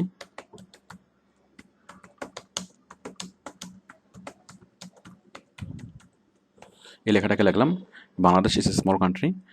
সিলেক্ট করলাম, করে আমি এটাকে কী করব, আপনারা এইখান থেকে বিষয়গুলো দেখেন। এই যে এইখান থেকে আমি কী করব, লেখার ফন্ট চেঞ্জ করতে পারবো। দেখুন ফন্ট আমি চেঞ্জ করলাম, ফন্ট চেঞ্জ করার পর আমি সাইজ চেঞ্জ করতে পারবো। এখন আছে 18-তে, আমি দিলাম 24, সাইজ চেঞ্জ করতে পারবো। সাইজের পরেও কি লেখার ফন্ট, এটাকে বলে কি ফন্ট, মানে লেখার স্টাইল। আমরা যে লেখাটাকে লিখবো সেই লেখাটাকে স্টাইল চেঞ্জ করতে পারবো, আর আমরা এটাকে সাইজও চেঞ্জ করতে পারবো। আচ্ছা, এরপরে আমরা চাইলে এই যে বোল্ড দিয়ে আমরা কী করতে পারবো, এটা মানে মোটা মোটা হরফের হয়ে যাবে। এই যেখানে এক্সট্রা ছোটো হাতের আছে, মানে মানে চিকন করে লেখা আছে, বাট আমি যদি বোল্ড করে দিই তাহলে মোটা হরফের হয়ে যাবে। পার্থক্যটা খেয়াল করুন, বোল্ড মানে হচ্ছে মোটা মোটা হরফের হয়ে যাবে। আমি যদি আবার ক্লিক করি এখানে স্মল হয়ে যাবে। আমি যদি আই দিই তাহলে নিচে ইটালিক হয়ে যাবে, মানে লেখাটা এই দেখুন এখন সোজা, ইটালিক করলে বাঁকা, নর্মাল এখন সোজা, বাট আমি যদি ইটালিক করি তাহলে একটু বাঁকা হয়ে যাবে। আচ্ছা, আমি চাচ্ছি এটার উপর আন্ডারলাইন করতে। সাপোজ এই যে কান্ট্রিটার উপর আন্ডারলাইন করব, জাস্ট ক্লিক অন আন্ডারলাইন। দেখুন বাংলাদেশ ইজ এ স্মল কান্ট্রির নিচে আন্ডারলাইন। আবার আমি আন্ডারলাইনটা তুলে দেওয়ার জন্য আবার এটা সিলেক্ট করব, সিলেক্ট করে আবার ক্লিক করলাম, আন্ডারলাইনে উঠে গেল। আবার আমি পুরো লাইনের নিচে আমি আন্ডারলাইন দিতে চাচ্ছি, পুরো লাইনটা আমি সিলেক্ট করলাম, সিলেক্ট করে জাস্ট ক্লিক অন আন্ডারলাইন। তো আশা করি আপনি বুঝতে পেরেছেন। এরপর দেখুন আমরা মনে করেন এই লেখাটাকে কি করব, মানে এরপর কাট, কপি এবং পেস্ট, মানে লেখাকে কাট করব, কপি করব এবং পেস্ট করব। সাপোজ আমি এই লেখা থেকে এই বাংলাদেশ আমি এটাকে আন্ডারলাইন তুলে দিচ্ছি আগে। আমি এই লেখা থেকে কী করব, বাংলাদেশ, এই বাংলাদেশ শব্দটাকে আমি কী করব, ধরেন পুরো লাইনটাকে, পুরো জিনিসটাকে আমি কী করব, আচ্ছা এই লেখা থেকে আমি পুরো লাইনটাকে কপি করব। পুরো লাইনটা আমি সিলেক্ট করলাম, সিলেক্ট করার পরে আমি এখান থেকে রাইট বাটনে ক্লিক করব। রাইট বাটন মানে আপনার হাতের, আচ্ছা রাইট বাটনটা আমি একটু বুঝাই বলি। রাইট বাটন আর লেফট বাটন জিনিসটা কি, এই যে মাউস, এই যে আপনার মাউসটা,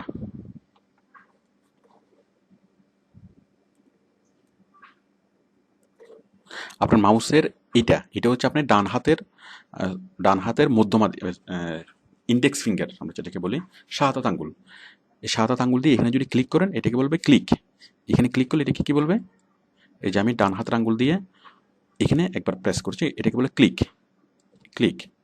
আর আমি মধ্যমা মানে মধ্যের আঙ্গুল, এখানে যদি আমাকে ইয়ে করতে হয় তাহলে কী করতে হবে, মধ্যমা দিয়ে মানে আমার মধ্যের আঙ্গুল দিয়ে এটাকে প্রেস করতে হবে, তাহলে এটাকে বলে রাইট ক্লিক।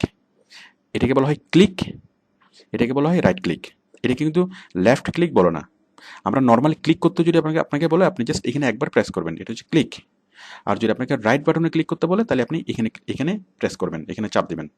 আর এটা তো আপনারা জানেন স্ক্রল করার জন্য মানে উপরে নিচে নামানোর জন্য। তাহলে এটা হচ্ছে ক্লিক আর এটা হচ্ছে রাইট বাটনে ক্লিক।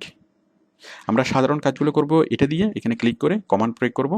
আর আমরা যে কোনো লিস্ট ওপেন করার জন্য মানে স্পেশাল কাজগুলো করার জন্য কী করি, আমরা এই লেফট বাটনে ক্লিক করি। ওকে, আশা করি এটা বুঝতে পেরেছেন। মানে কম্পিউটার, সরি লেফট বাটন না, রাইট বাটন, এটা হচ্ছে রাইট বাটন। এটা হচ্ছে নর্মাল বাটন কম্পিউটার মানে মাউসের বাটন এটাকে। আর রাইট বাটন বলতে এটা, জাস্ট আপনি এটাকে মনে রাখেন যে এটা হচ্ছে রাইট বাটন। তো দেখুন এই যে আমি এখানে কি করলাম, আমি এই লেখাটাকে কপি করব, পুরো লেখাটাকে আমি কি করলাম, সিলেক্ট করলাম। সিলেক্ট করার পরে, সিলেক্ট করার সময় আমি কীভাবে করেছি, এই যেখানে ক্লিক করলাম, ক্লিক করার পরে কি, এই যে এটা আমি চেপে ধরেছি, এই যেখানে ক্লিক করলাম, ক্লিক করার পরে মানে এটা আমি এই বাটনটা আমি চেপে ধরেছি, চেপে ধরে ধীরে ধীরে ধীরে ধীরে ডান পাশে মাউসটাকে সরাচ্ছি।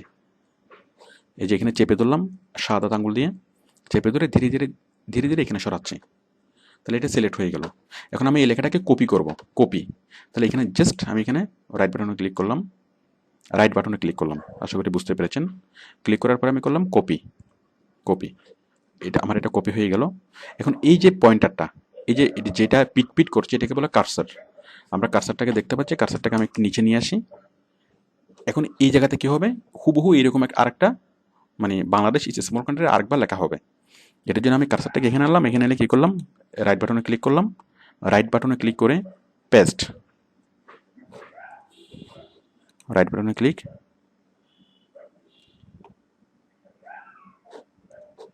আমি আবারও দেখাচ্ছি। এখান থেকে আমি কপি করলাম, কপি, এরপরে এখানে এসে রাইট বাটনে ক্লিক,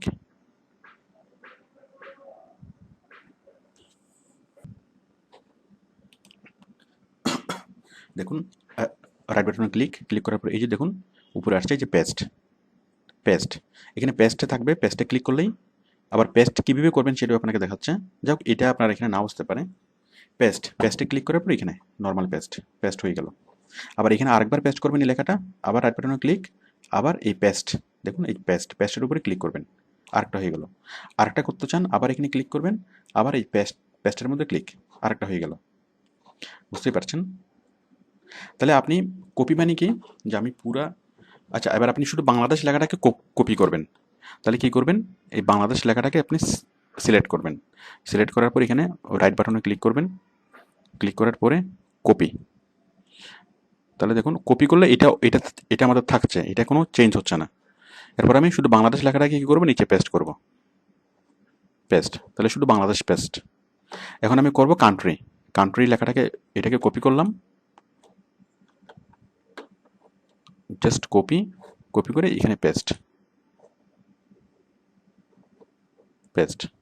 তাহলে বুঝতেই পারছেন আমি কপি করলাম, কপি করে পেস্ট করলাম। তাহলে এই যে কান্ট্রি লেখাটা আমি এখান থেকে কপি করলাম, কপি করলে কি আমরা একটা ফটোকপি করলাম, মানে ফটোকপি করলে আপনার অরিজিনাল কপিটাও থাকবে, আবার নতুন একটা ফটোকপি তৈরি হবে।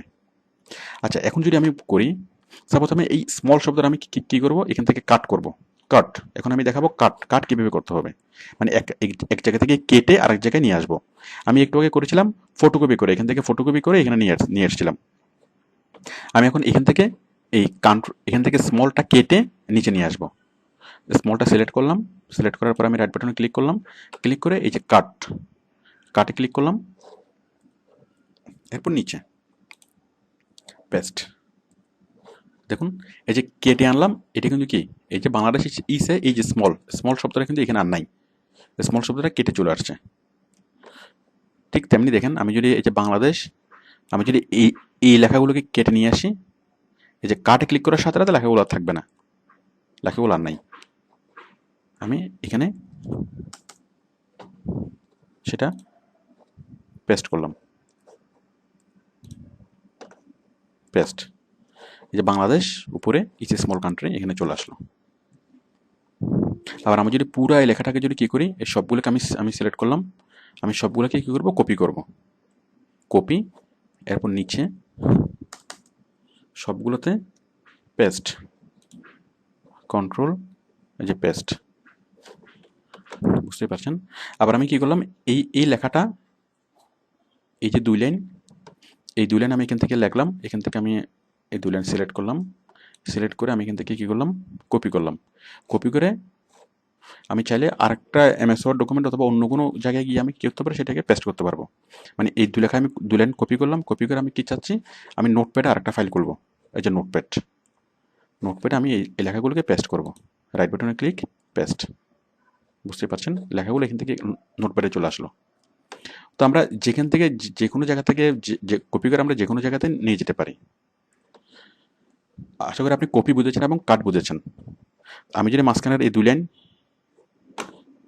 এই যে এই জিনিসগুলোকে আমি কি করব, মানে এই লেখাটাকে আমি কাট করব, কাট করলাম, চলে গেল। কাট করার পরে কি করলাম, এখানে পেস্ট করব, এই যে পেস্ট। এখান থেকে কাট হয়ে কি কোথায় চলে আসলো, এখানে চলে আসলো। মানে যদি কাট হয় সেটা আগের জায়গায় থাকবে না, ওইখান থেকে কেটে নতুন এক জায়গায় চলে আসবে। মানে যদি আমরা এই যে কাট করি, আর যদি কপি করি তাহলে কি হবে, যদি কাট করি তাহলে এখান থেকে কেটে যাবে, কেটে আরেক জায়গায় সেটা চলে আসবে। আমি যেখানে পেস্ট করি, আর কপি করলে আগের জায়গাতে থাকবে। আর পেস্ট কখন করব, আমি যেখানে সেটা নিয়ে যেতে চাই সেখানে আমি পেস্ট করব। তো আশা করি বুঝতে পেরেছেন। কাট, কপি এবং পেস্ট, এই যে কাট, কপি, পেস্ট, এগুলো আমরা মানে এটা দিয়ে করতে পারি। এই যে আমি এই লেখাটাকে সিলেক্ট করলাম, সিলেক্ট করার পরে এই যে কাট, আবার এখানে এটা পেস্ট করব, এখানে দিলাম, দিয়ে এই যে পেস্ট, দেখুন পেস্ট হয়ে গেল। মানে সবগুলো কাজ আমরা এখান থেকে রাইট বাটনে ক্লিক করে করতে পারি। এই যে এখান থেকে রাইট বাটনে ক্লিক করে করতে পারি, কাট, কপি, পেস্ট, আবার এখানে ক্লিক করে আমরা করতে পারি, জিনিস একই। তো যাই হোক, আমি যেটা আপনাদেরকে দেখালাম একদম সিম্পলি বেসিক কাজগুলো আমি আপনাদেরকে দেখাচ্ছি। আমি অ্যাকচুয়ালি এখানে এমএস ওয়ার্ড শেখাচ্ছি না, আমি আপনাদেরকে এমএস ওয়ার্ড শেখাচ্ছি না। এমএস ওয়ার্ড শেখাতে এটা অনেক বড়, এটা অনেক সময় লাগবে। আমি এখানে খুব সাধারণ কাজগুলো দেখাচ্ছি, যেগুলো আপনি যেগুলোতে আপনি করতে পারবেন। মোটামুটি আপনি যেখানে কম্পিউটারের টুকটাক টাইপের কাজগুলো করতে পারবেন, সেই জন্য আমি মোটামুটি বিষয়টা দেখাচ্ছি। আমি এখানে এমএস ওয়ার্ড শেখাচ্ছি না, কারণ শুধুমাত্র এমএস ওয়ার্ড শিখাইতেই কমপক্ষে 5 ঘন্টা লাগবে। এগুলোর জন্য আমাদের আলাদা ভিডিও টিউটোরিয়াল আছে। যাই হোক, এরপর দেখুন এখানে যে অনেকগুলো মেনু আছে, এখানে প্রত্যেকটা আইকন আছে, একটা আইকন দিয়ে এক ধরনের কাজ হয়। যেমন এই আইকন দিয়ে এই লেখাগুলোকে ডিজাইন হয়। যেমন এই লেখাটাকে আমি ডিজাইন করব, যে এখানে ক্লিক করলে এই যে সুন্দর করে ডিজাইন হয়ে যাচ্ছে। আবার এখানে ক্লিক করলে এই যে সুন্দরভাবে, মানে আমরা অনেকভাবে আমরা ডিজাইন করতে পারি। যাই হোক, এরপরে দেখুন এই যে এটা দিয়ে আমরা মার্কার করতে পারি, এটা দিয়ে কালার চেঞ্জ করতে পারি, এটা দিয়ে মাঝখানে নিয়ে আসতে পারি, লেফট অ্যালাইন, লেফট রাইট, আবার মাঝখানে করতে পারি। যাই হোক, এগুলো আমি আপাতত বলছি না। এরপর আরও অনেকগুলো অপশন আছে। এরপর উপরে দেখুন এই যে ইনসার্ট, হোমের পাশে ইনসার্ট, পেজ লাউট, রেফারেন্স, মেইলিং, অনেকগুলো অপশন আছে। এগুলো আপনি পরিপূর্ণ এমএস ওয়ার্ড শিখলে এগুলো মানে সবগুলো জানবেন। তো আমি আপাতত আপনাদেরকে যতটুকু শিখালাম, আমি অ্যাকচুয়ালি এমএস ওয়ার্ড শিখাই নাই। আমি এই ভিডিও লেসন আপনাদেরকে এমএস ওয়ার্ড শিখাই নাই। আমি যেগুলো শিখিয়েছি সেগুলো হচ্ছে খুব সিম্পলি কিছু বিষয়। খুব সাধারণ কিছু বিষয়, যে আপনি মানে লেখাকে বড় কীভাবে করবেন, ছোট কীভাবে করবেন, লেখাকে কপি কীভাবে করবেন, পেস্ট কপি কীভাবে করবেন, কাট কীভাবে করবেন, পেস্ট কীভাবে করবেন, লেখাকে বড় কীভাবে করবেন, ছোট কীভাবে করবেন, লেখার ফন্ট কীভাবে চেঞ্জ করবেন, লেখার কালার কীভাবে চেঞ্জ করবেন, বোল্ড, ইটালিক এবং আন্ডারলাইন কীভাবে করবেন। আর যেটাই করেন না কেন, আপনি লেখাটাকে আগে সিলেক্ট করতে হবে। সিলেক্ট করার পরে আপনি এটার কালার চেঞ্জ করতে পারবেন, মানে যা ইচ্ছে তা আপনি করতে পারবেন। কালার চেঞ্জ করতে পারেন, দেন আপনি আবার সিলেক্ট করে এটি লেখাটাকে বড় করতে পারেন। মানে সিলেক্ট না করে কোনো কিছু হবে না, সিলেক্ট করেই সব কিছু করতে হবে। আশা করি আমি আপনাদেরকে সিম্পলি টাইপের কাজগুলো বোঝাতে পেরেছি। তো এখন এই যে সিম্পলি যখন আপনি কম্পিউটারে লাগবেন, মানে লেখালেখির কাজ করবেন, তখন আপনাকে কম্পিউটার কিবোর্ড সম্পর্কে মোটামুটি কিবোর্ডের কোন বাটন কি কাজ করে এই বিষয়টা ভালো বুঝতে হবে। আমি আপনাদের এটা বোঝার সুবিধার্থে আমি কিবোর্ডটা দেখাচ্ছি। দেখুন কিবোর্ড, এই যে কিবোর্ডটা। তো দেখুন এই যে কিবোর্ডের এই পার্টটা, এটা আশা করি সবার ডেস্কটপের কিবোর্ডটা এরকম, মানে এটা হচ্ছে ডেস্কটপের কিবোর্ড। এই যে নামলক আছে, 1 2 3 4 আছে, এটা হচ্ছে কিবোর্ডের একটা পার্ট। এটা হচ্ছে আরেকটা পার্ট, এটা হচ্ছে মানে অ্যালফাবেটিক কিপ্যাড, আর এটা হচ্ছে নিউমেরিক কিপ্যাড। এখানে নাম্বার আছে আর এখানে এবিসিডি আছে, আর এই যে মাঝখানে কিছু আছে, মানে কিবোর্ডের 3টে পার্ট। একটা হচ্ছে এবিসিডি থাকবে, এই যে একটা পার্ট দেখুন এখানে এই যে সেপারেশন, এটা একটা পার্ট। তারপর হচ্ছে এই নামলক দিয়ে এটা একটা পার্ট। আবার মাঝখানে আমরা মাঝখানে আরেকটা পার্ট দেখতে পাচ্ছি, এই যে এখানে আছে print screen, insert, delete, arrow কি, পেজ আপ, পেজ ডাউন, এটা আরেকটা পার্ট। তাহলে আমাদের কিবোর্ডে, আমাদের ডেস্কটপের কিবোর্ডে টোটাল 3টে পার্ট। এটা একটা পার্ট যেখানে এবিসিডি থাকে, ইনসার্ট, ডিলিট, হোম, এটা একটা পার্ট, এবং এটা একটা পার্ট যেখানে 1 2 3 থাকে। কিন্তু ল্যাপটপে আপনি এই 2টে পার্ট দেখবেন না। ল্যাপটপে আপনি পার্ট দেখবেন শুধুমাত্র একটা, শুধুমাত্র এই যে অ্যালফাবেটিক কিপ্যাডগুলো। এই যে 1 2 3 এখানেও আছে, আবার 1 2 3 এখানেও আছে। তো ল্যাপটপে আপনি 1 2 3 গুলো শুধু এখানেই দেখবেন। এই যে ল্যাপটপে এই জিনিসটা আলাদাভাবে নেই। এই যে এখানে যতগুলো বাটন আছে, এই বাটনগুলো ল্যাপটপের কিবোর্ডে আলাদাভাবে নেই। স্থান সংকুলন না হওয়ার কারণে এই কিগুলো আলাদাভাবে ল্যাপটপে দেয় না। তাহলে ল্যাপটপে আপনি 2টে পার্ট দেখবেন, এই পার্টটা এবং এই পার্টটা। এই 2টে পার্ট আপনি ল্যাপটপে দেখবেন। তবে ল্যাপটপের কিবোর্ডের সেটিংস এবং ডেস্কটপের কিবোর্ডের সেটিংসের মধ্যে একটু পার্থক্য আছে। যেমন এই যে ইনসার্টটা, এন্টারটা এই জায়গায় থাকে, আবার কি এন্টারের নিচে থাকে যে অ্যারো কিগুলা, মানে একভাবে এক এক রকম করে এগুলো থাকে, একটু এদিক সেদিক এগুলো হয়। বাট সেটিংসটা আপনি বুঝবেন, মোটামুটি এটা বুঝলে আপনার হবে। মানে ল্যাপটপের কিবোর্ডের সেটিংসগুলো একটু ডিফারেন্ট। এটা কোনো সমস্যা নেই, ধরুন ডিলিটটা এখানে আছে, আর সাপোজ পেজ আপ এবং পেজ ডাউন এটা এখানে আছে, ল্যাপটপে থাকবে হয়তো এখানে, এই জায়গাতে। যাই হোক, এটা আপনারা বুঝতে পারবেন। তো আমি কিবোর্ডের সাথে পরিচয় করিয়ে দিচ্ছি। এখানে দেখুন এই কিবোর্ডে এটা হচ্ছে এসকেপ কি।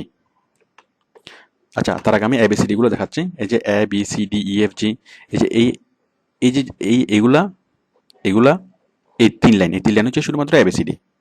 উপরের লাইন হচ্ছে কি 1 2 3 4 5। এরপর দেখুন, এগুলো তো আপনি বুঝতে পারলেন। এরপর হচ্ছে এই যে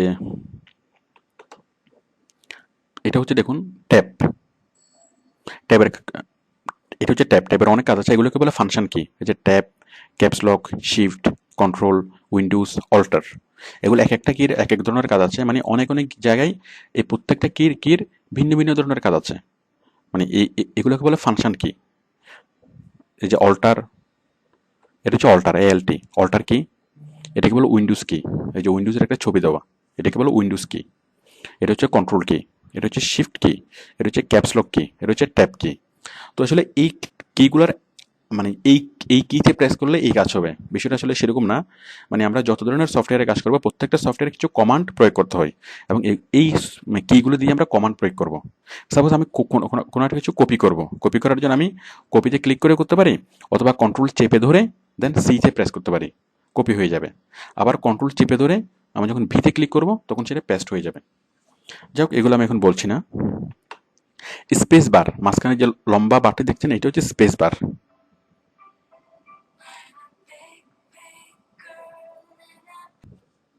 মানে আমি একটা একটা লেখা লাগলাম, একটা লেখা থেকে আরেকটা লেখার ফাঁকা তৈরি করতে। মনে করেন বাংলাদেশ লিখলাম, স্পেস বার দিলাম, তারপর ইস, আবার স্পেস বার, মানে একটা লেখা থেকে একটা লেখা ফাঁকা করতে স্পেস বার। তারপর হচ্ছে ক্যাপস লক, সবগুলো লেখা বড় হাতের করতে ক্যাপস লক। এসকেপ, আমরা যদি কোনো একটা কমান্ড কম্পিউটারে দিই, সেই কমান্ডটা মুছে ফেলতে এসকেপ।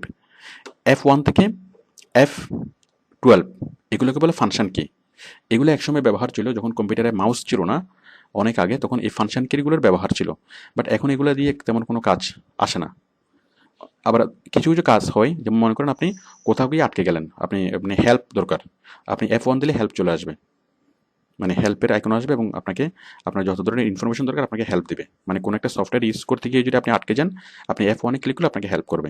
তো এগুলোকে বলে ফাংশন কি। যাক, এগুলো এখন আমাদের খুব একটা কাজ নাই। তাহলে উপরে হচ্ছে ফাংশন কি, বাম পাশে হচ্ছে এসকেপ, এটা কোনো একটা কমান্ড বাতিল করার জন্য। তারপর হচ্ছে 1 2 3, 1 2 3 আছে। আবার কি আছে, এই যে স্পেশাল চিহ্ন আছে, যেমন দেখুন, এই যে ওয়ানের উপরে আশ্চর্যবোধক চিহ্ন, 2 এর উপরে ডলার চিহ্ন, 3 এর উপরে হ্যাশ চিহ্ন, 4 এর উপরে ডলার চিহ্ন, অনেক কিছু আছে এখানে। মানে একটা কিতে দুইটা। যেমন আপনি এখানে যদি এ চাপেন শুধু এ আসবে, বাট এখানে যদি আপনি নর্মালি যদি চাপেন 1 আসবে। আর আপনি যদি শিফট চেপে ধরে, মানে শিফট এক হাত দিয়ে চেপে ধরবেন, চেপে ধরে আপনি যখন 1 প্রেস করবেন তখন আসবে আশ্চর্যবোধক চিহ্ন।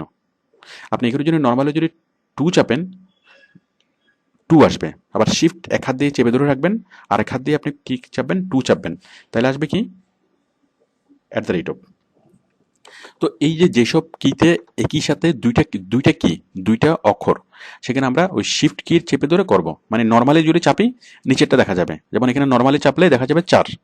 আমি যদি এটা চাপি, এই কিটা যদি প্রেস করি, নর্মালি দেখা যাবে 4। আবার যদি শিফট কি চেপে ধরে যদি প্রেস করি, তাহলে দেখা যাবে কি, ডলার। এইভাবে। এটা হচ্ছে ব্যাক স্পেস। এই যে এই চিহ্নটা আপনি খেয়াল রাখেন, এটা হচ্ছে ব্যাক স্পেস। মানে এটা হচ্ছে কোনো একটা কিছু মুছে ফেলার জন্য। আমি যদি কোনো একটা লেখা বাম দিক থেকে মুছে ফেলতে চাই, তাহলে আমি এই ব্যাক স্পেসে ক্লিক করব। আর কোনো একটা লেখা যদি আমি ডান দিক থেকে মুছে ফেলতে চাই, তাহলে ডিলিটে প্রেস করব। তাহলে ডিলিটও মুছে ফেলা, ব্যাক স্পেসও মুছে ফেলা, দুইটার একই কাজ। বাস এটা হচ্ছে ডান দিক থেকে মুছে ফেলবে, আর এটা হচ্ছে বাম দিক থেকে এক ক্যারেক্টার করে মুছে ফেলবে। এন্টার, এটা আপনারা জানেন। এন্টার মানে হচ্ছে ওকে, মানে আমরা কোথাও কোথাও ঢোকার জন্য, কম্পিউটারকে কোনো কমান্ড দেওয়ার জন্য আমরা এন্টার ব্যবহার করি। আচ্ছা, এরপর শিফট, এই যে দেখুন, এই যে ক্যাপস লক, শিফট, এই যে দেখুন, ট্যাব একটাই, পুরো কিবোর্ডে ট্যাব থাকবে কয়টা, একটাই ট্যাব কি। ট্যাব কি ছাড়া এই যে ক্যাপস লকে কিন্তু একটা, ট্যাব এবং ক্যাপস লক এই দুটো কিন্তু একটা করে, এটা ডাবল থাকবে না। কিন্তু এই যে শিফট, কন্ট্রোল, উইন্ডোজ, অল্টার, এদিকে যেমন আছে, এই যে শিফট, কন্ট্রোল, উইন্ডোজ, অল্টার, এদিকেও আছে। মানে এই যে ফাংশন কিগুলা, এই যে শিফট, কন্ট্রোল, উইন্ডোজ এবং অল্টার, এগুলো হচ্ছে ফাংশন কি।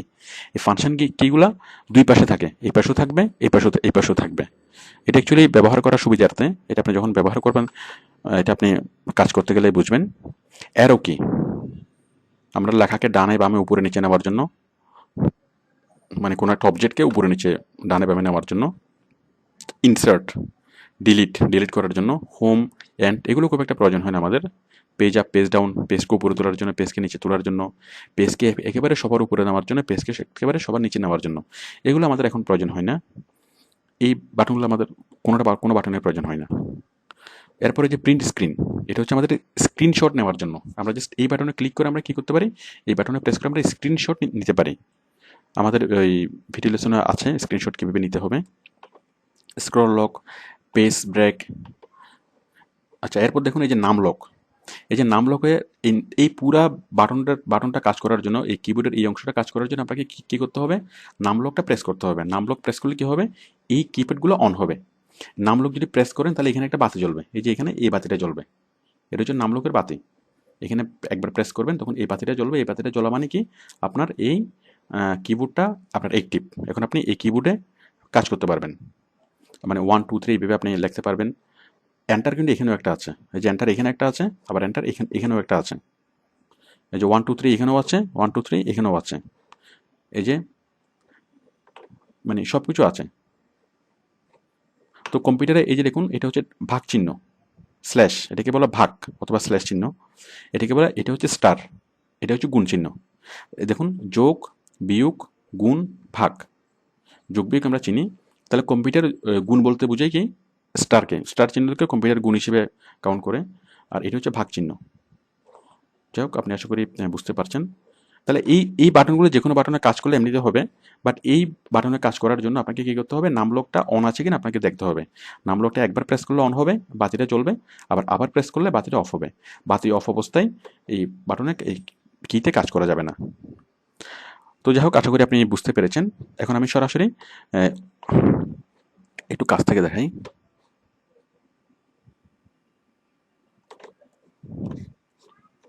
এই যে নামলকের বাটনটা, শিফট এন্টার। যাই হোক, আশা করি আপনি বুঝতে পেরেছেন। এখন আমি অন স্ক্রিন কিবোর্ডটা দেখাই। এখন এই কম্পিউটারে আপনি যদি কখনো কিবোর্ডে কোনো প্রবলেম হয়, সাপোজ কিবোর্ডে আপনার কোনো একটা বাটন নষ্ট হয়ে গেল, অথবা হঠাৎ করে কিবোর্ডটাই নষ্ট হয়ে গেল, তখন আপনি কী করবেন, আপনি উইন্ডোজের মধ্যেই, উইন্ডোজ 7-এর মধ্যে এখানে অন স্ক্রিন কিবোর্ড পাবেন। ওটা দিয়ে আপনি মোটামুটি কাজ চালাতে পারবেন। অন স্ক্রিন কিবোর্ড পাওয়ার জন্য আমরা যাব উইন্ডোজ, এখান থেকে আপনি লেখেন অন স্ক্রিন কিবোর্ড। আপনি এখানে প্রোগ্রামে সার্চ করলে পাবেন, এই যে অন লেখার সাথে সাথে চলে আসলো, এই যে অন স্ক্রিন কিবোর্ড চলে আসলো।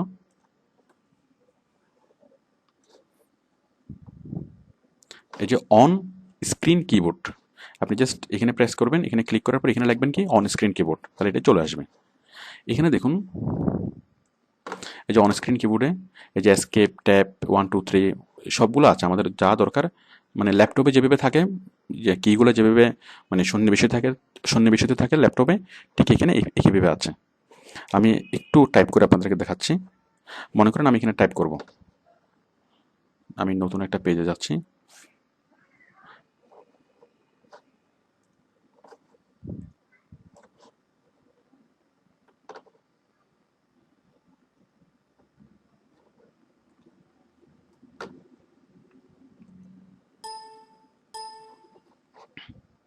এমএস ওয়ার্ড, এখান থেকে এমএস ওয়ার্ড। আচ্ছা, আমি এমএস ওয়ার্ড করলাম। সাপোজ আমি এমএস ওয়ার্ডে টাইপ করব।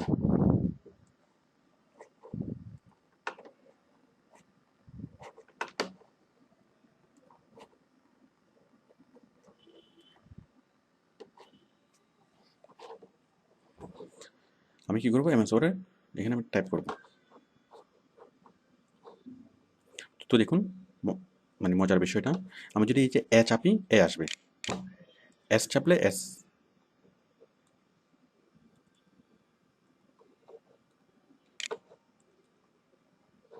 এই যে আমি যদি এইগুলোকে এখন মুছে দিতে চাই, এই যে ব্যাক স্পেস, এটা হচ্ছে, সরি, এটা হচ্ছে এন্টার, এই যে ডিলিট, না এটা হচ্ছে ব্যাক স্পেস, এই যে মুছে দিচ্ছি। আমি আবার লিখছি এখানে। সাপোজ আমি লিখবো কি বড় হাতের লেখা, তাহলে বড় হাতের লেখা আমরা জাস্ট ক্যাপস লকটা অন করে দেবো। ক্যাপস লক যদি একবার ক্লিক করি সবগুলো বড় হাতের হয়ে গেল। ক্যাপস লক যদি আবার প্রেস করি তাহলে কি সবগুলো ছোট হাতের হয়ে গেল। বুঝতেই পারছেন, এই যে F S D F G, বড় হাতের ছোট হাতের। এরপর ট্যাপ, ট্যাপ দিলে হবে কি এক ধাপ এগিয়ে যাবে, এই যে কারসারটা একটু একটু এগিয়ে যাবে। ট্যাবের আরও অনেক ধরনের কাজ আছে। আবার ট্যাপ, আশা করি বুঝতে পারছেন।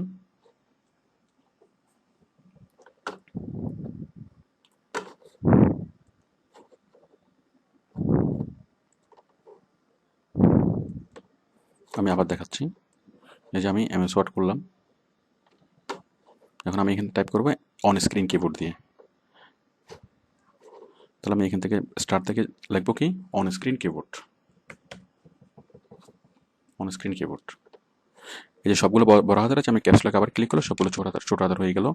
আমি দিলাম কি এই একটা শব্দ আমি টাইপ, আচ্ছা, এই একটা শব্দ আমি টাইপ করলাম, মাঝখানে একটা স্পেস দেবো, এই যে স্পেস, আবার দিলাম, আবার স্পেস, আবার আরেকটা শব্দ টাইপ করলাম, আবার স্পেস দিলাম, আবার স্পেস।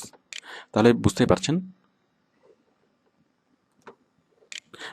এরপর দেখুন, আমি যদি নর্মালি যদি 1 চাপি তাহলে 1 আসবে। আবার যদি শিফট, এক হাত দিয়ে শিফট চেপে ধরে রাখবেন, এক হাত দিয়ে শিফট চেপে ধরে রাখবেন, আর এক হাত দিয়ে 1 চাপবেন, দেখুন আসছে কি আশ্চর্যবোধক চিহ্ন। আমি যদি নর্মালি যদি 4 চাপি তাহলে 4, নর্মালি 4 চাপলে 4। আবার যদি শিফট চেপে ধরে রাখি, এক হাত দিয়ে শিফট চেপে ধরে রাখবেন, আর এক হাত দিয়ে কী করবেন 4 চাপবেন, দেখুন আসছে $। বুঝতেই পারছেন। তারপর আমি এই যে আমার কার্সারটাকে উপরে নিয়ে যাব, নিচে নিয়ে যাব, এই যে নিচে আনার জন্য কোথায়, সাপোজ কার্সারটাকে বামে নিয়ে আসবো, ডানে নিয়ে যাব,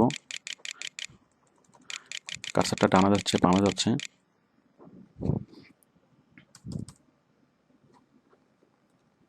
কার্সারটা উপরে যাচ্ছে, কার্সারটা নিচে যাচ্ছে, উপরে নিচে, ডানে বামে।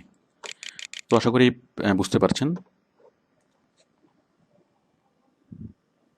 আমি লেখার ফন্টটা একটু বড় করি, তাহলে আপনাদের বুঝতে সুবিধা হবে।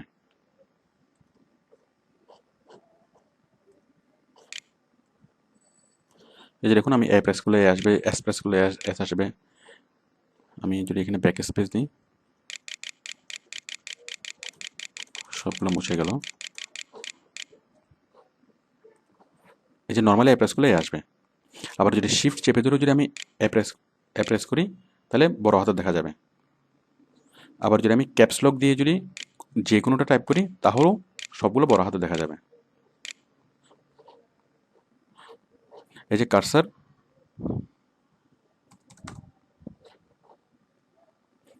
এই অ্যারো কি দিয়ে আমি যদি কার্সারটাকে উপরে নিয়ে যেতে চাই, কার্সারটা উপরে উঠবে, নিচে নামাতে চাইলে নিচে নামবে,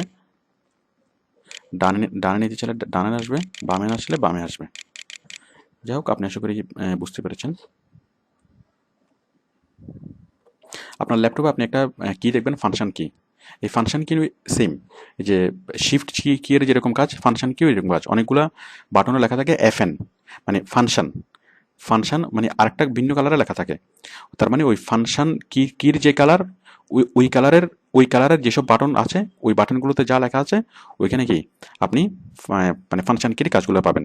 মানে নর্মালি যদি প্রেস করেন আপনি ওইটা ধরেন এখানে ফাংশনে লেখা আছে স্টার সাপোজ, অথবা কি পির উপরে লেখা আছে কি, এখানে লেখা আছে ছোট করে টি, অথবা লেখা আছে আলফা।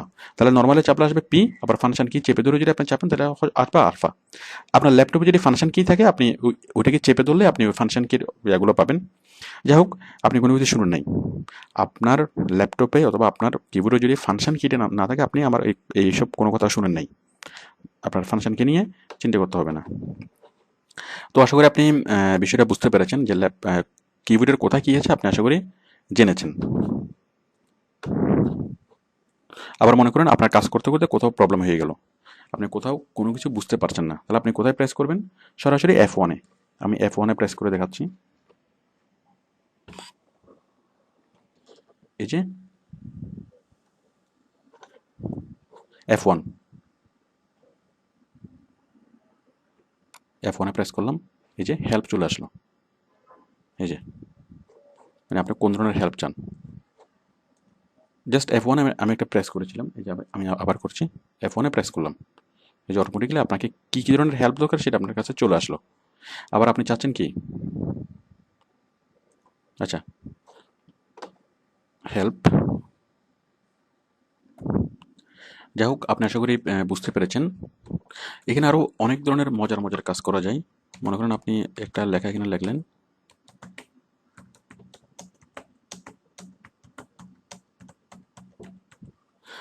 আপনি MS ওয়ার্ডকে বলেন কি এই লেখাটা তুমি পড়ে দাও, Bangladesh is a small country, MS Word পড়ে দিবে।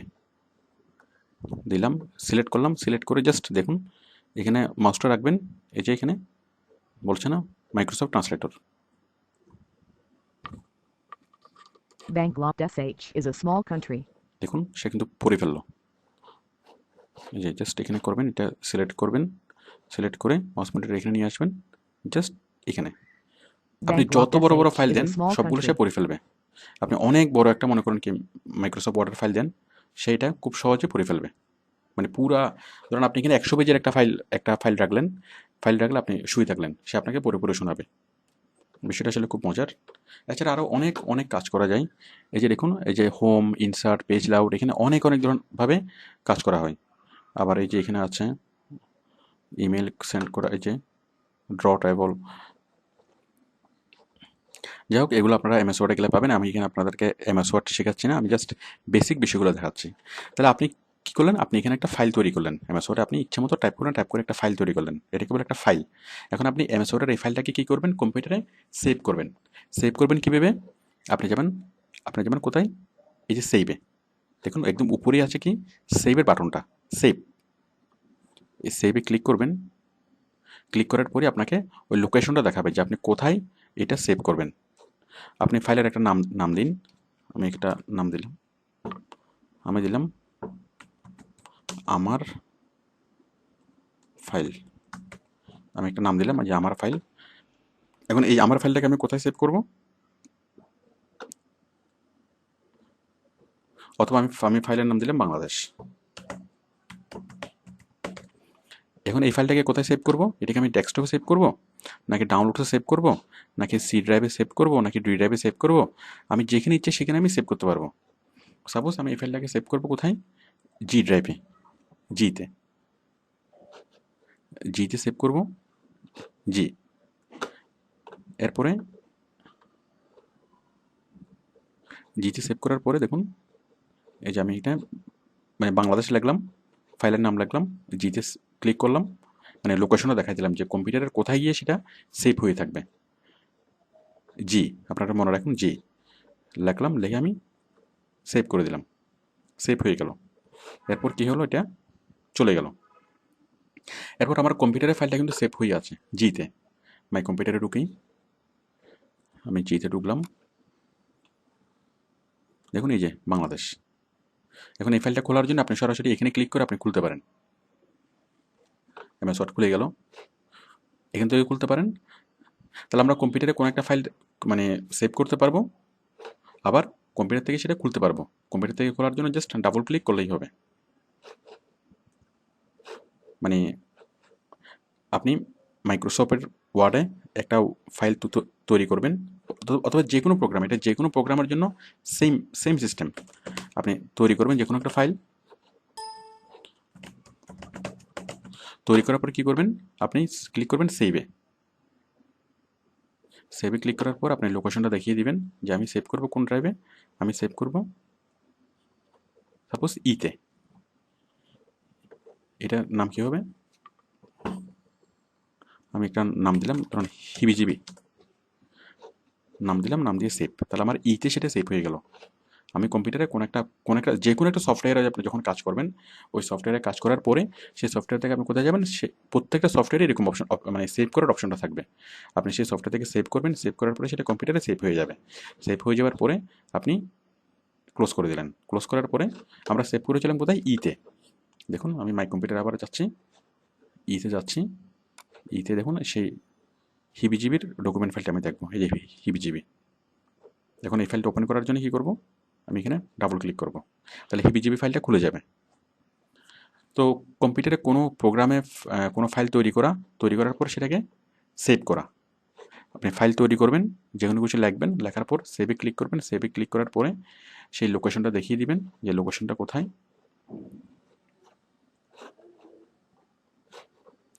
দেখিয়ে দিবেন মানে লোকেশনটা কোথায়। এরপর কি আপনি সেভে ক্লিক করবেন, তাহলে আপনার ফাইলটা কম্পিউটারে সেভ হয়ে যাবে।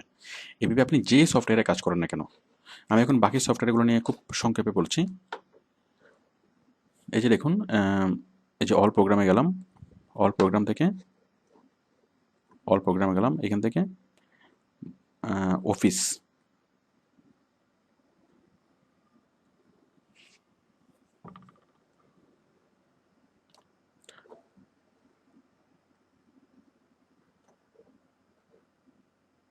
এই যে মাইক্রোসফট অফিস, এখানে ক্লিক করলাম। এখানে আমি সবগুলো সফটওয়্যার দেখতে পাচ্ছি। মাইক্রোসফট ওয়ার্ড দেখলাম, এখন আমি দেখব মাইক্রোসফট এক্সেল। দেখুন মাইক্রোসফট এক্সেল আমরা যেটা দিয়ে মোটামুটি হিসেবের কাজগুলো করতে পারবো।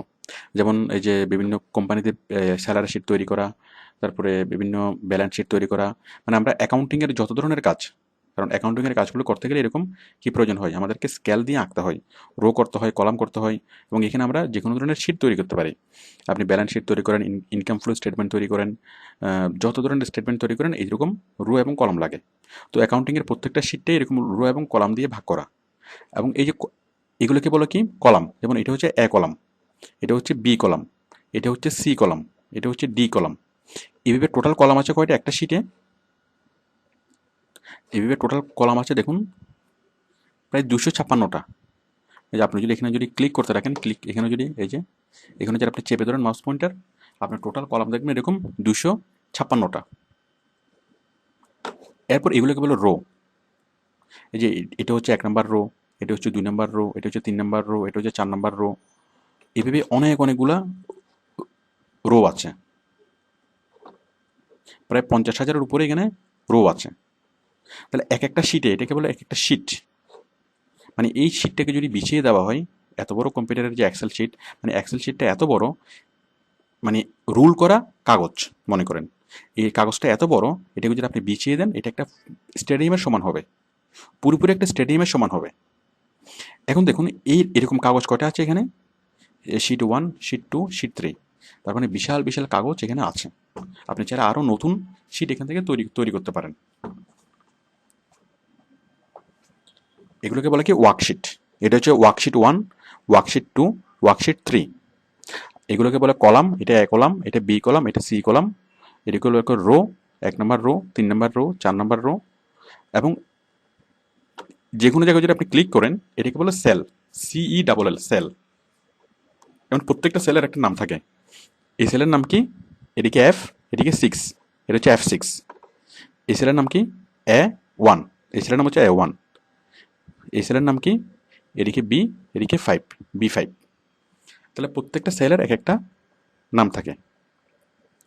তো আপনি এক্সেলে হিসেব নিকেশের কাজগুলো করতে পারবেন। আচ্ছা, প্রথমত এক্সেলে কি আমরা MS ওয়ার্ডে যে কাজগুলো করেছি, সেম কাজগুলো আপনারা এক্সেলেও করতে পারবেন। তাছাড়া এক্সেলে কি করতে পারবেন, হিসেব নিকেশের অনেক ধরনের কাজ করতে পারবেন। আমি খুব সিম্পলি একটা হিসাব করে দেখাচ্ছি। মনে করেন এই একটা সংখ্যা লিখলাম, এই একটা সংখ্যা, এই একটা সংখ্যা, এই একটা সংখ্যা, এই একটা সংখ্যা, এই অনেকগুলো সংখ্যা লিখলাম। সংখ্যা লেখার পর আমি এই সংখ্যাগুলোকে এখন কি করব, সবগুলোকে যোগ করব। তো যোগ করার জন্য কি করব, আমি এই সবগুলা সিলেক্ট করলাম। সিলেক্ট করার পরে আমি জাস্ট মানে যোগের যে সূত্র আছে, আমি এখানে একটা মানে সূত্র লিখব। সূত্র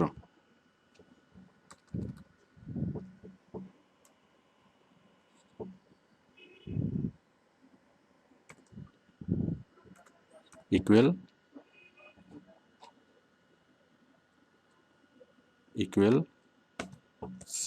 সাম ব্র্যাকেট, এটা সেল নাম্বার কত, এটা হচ্ছে E3। সরি, আমি এটা এখানে লিখছি কেন, আমি রেজাল্টটা দেখতে চাই এখানে। সাপোজ আমি এখানে রেজাল্টটা দেখতে চাই, তাহলে আমি এখানে কি লিখবো, ইকুয়াল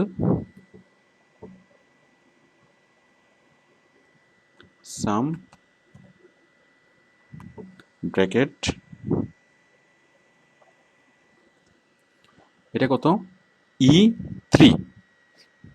এই সেলটা হচ্ছে E3 থেকে কত, E7। তাহলে E3 = E7, এরপরে ফার্স্ট ব্র্যাকেট শেষ। মানে আমি এখানে এক্সেলকে একটা যোগ অঙ্ক করার কমান্ড দিচ্ছি। দেখুন এই যে একটা যোগ অঙ্ক করার কমান্ড দিচ্ছি, equal to some bracket E3 = E7। মানে তুমি E3 থেকে, এটা হচ্ছে E3 থেকে E7, এটা হচ্ছে E7 থেকে E7 এর মধ্যে তুমি যোগ করো। এটা পরে যখন আমি এন্টার প্রেস করব, সাথে সাথে সবগুলো যোগফল এখানে চলে আসবে। তো নর্মালি যেটা মনে হয় যে এত কষ্ট করে দরকারটা কি, আমরা ক্যালকুলেটারে তো আমরা খুব সুন্দর এতগুলো এই যোগ অঙ্কগুলো করে ফেলতে পারি 1 মিনিটেই। এত কষ্ট করে সূত্র লেখার দরকারটা কি?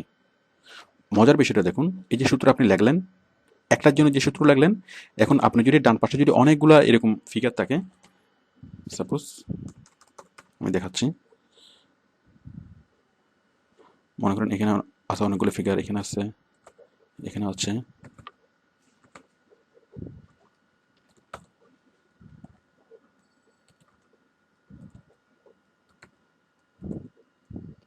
মানে এত জটিল করে অঙ্ক করার কারণটাকে আমি সেটা বোঝাচ্ছি। মানে অনেক বড় বড় অঙ্ক যখন আপনি করবেন, তখন আপনি আর ক্যালকুলেটারে হিসাব করতে পারবেন না, কারণ ক্যালকুলেটারে হিসাব করলে অনেক ভুল হওয়ার সম্ভাবনা থাকে, বাট এক্সেলে হিসাব করলে ভুল হওয়ার সম্ভাবনা নেই। এই যে দেখুন, আমি এই লেখাগুলো হিসাব করলাম যেভাবে, এই লেখাগুলো যোগ করে কত আসলে এটা। এখন আপনি যদি এগুলো যোগ করতে চান, আবার ক্যালকুলেটারে আবার এগুলো যোগ করতে হবে, ক্যালকুলেটারে আবার এগুলো যোগ করতে হবে, আবার এগুলো যোগ করতে হবে। এইভাবে যত আপনি যদি অনেকগুলো ডাটা থাকে, প্রত্যেকটা ডাটার ক্ষেত্রে আপনি যোগ করতে হবে। কিন্তু আপনি এখানে প্রথম যোগটা করলেন কি, সূত্র দিয়ে। প্রথম যোগটা করার সময় আমরা এই সূত্রটা লিখেছিলাম। দেখুন এখানে যদি ক্লিক করি, আমি যে সূত্রটা লিখেছিলাম এই সূত্রটা এখানে চলে আসছে। এটাকে বলে ফাংশন বার। এই যে ফাংশনটা এখানে দেখা যাচ্ছে, ক্লিক করলে ফাংশনটা দেখা যাচ্ছে। তো দেখুন আমি চাচ্ছি কি এখন এটা যেভাবে যোগ করলাম এই সবগুলা, এগুলো যোগফল করে এখানে বসাবো, এগুলো যোগ করে এখানে বসাবো, এগুলো যোগ করে এখানে বসাবো, এগুলো যোগ করে এখানে বসাবো। অনেকগুলো যদি ডাটা থাকে তাহলে আপনি চিন্তা করুন আপনার কয়েক মাস লেগে যাবে শুধুমাত্র এগুলো যোগ করতে। তাহলে সিম্পলি এই কাজটা আমরা 1 সেকেন্ডের মধ্যে করতে পারবো। কি করব, এই যে যোগটা করলাম, মাউস পয়েন্টার এখানে রাখলাম, মাউসটা এখানে রাখলাম, রাখার পরে এই যে দেখুন একদম ডান কোনাতে ক্লিক করে আমি আস্তে আস্তে করে আমি টেনে দিই।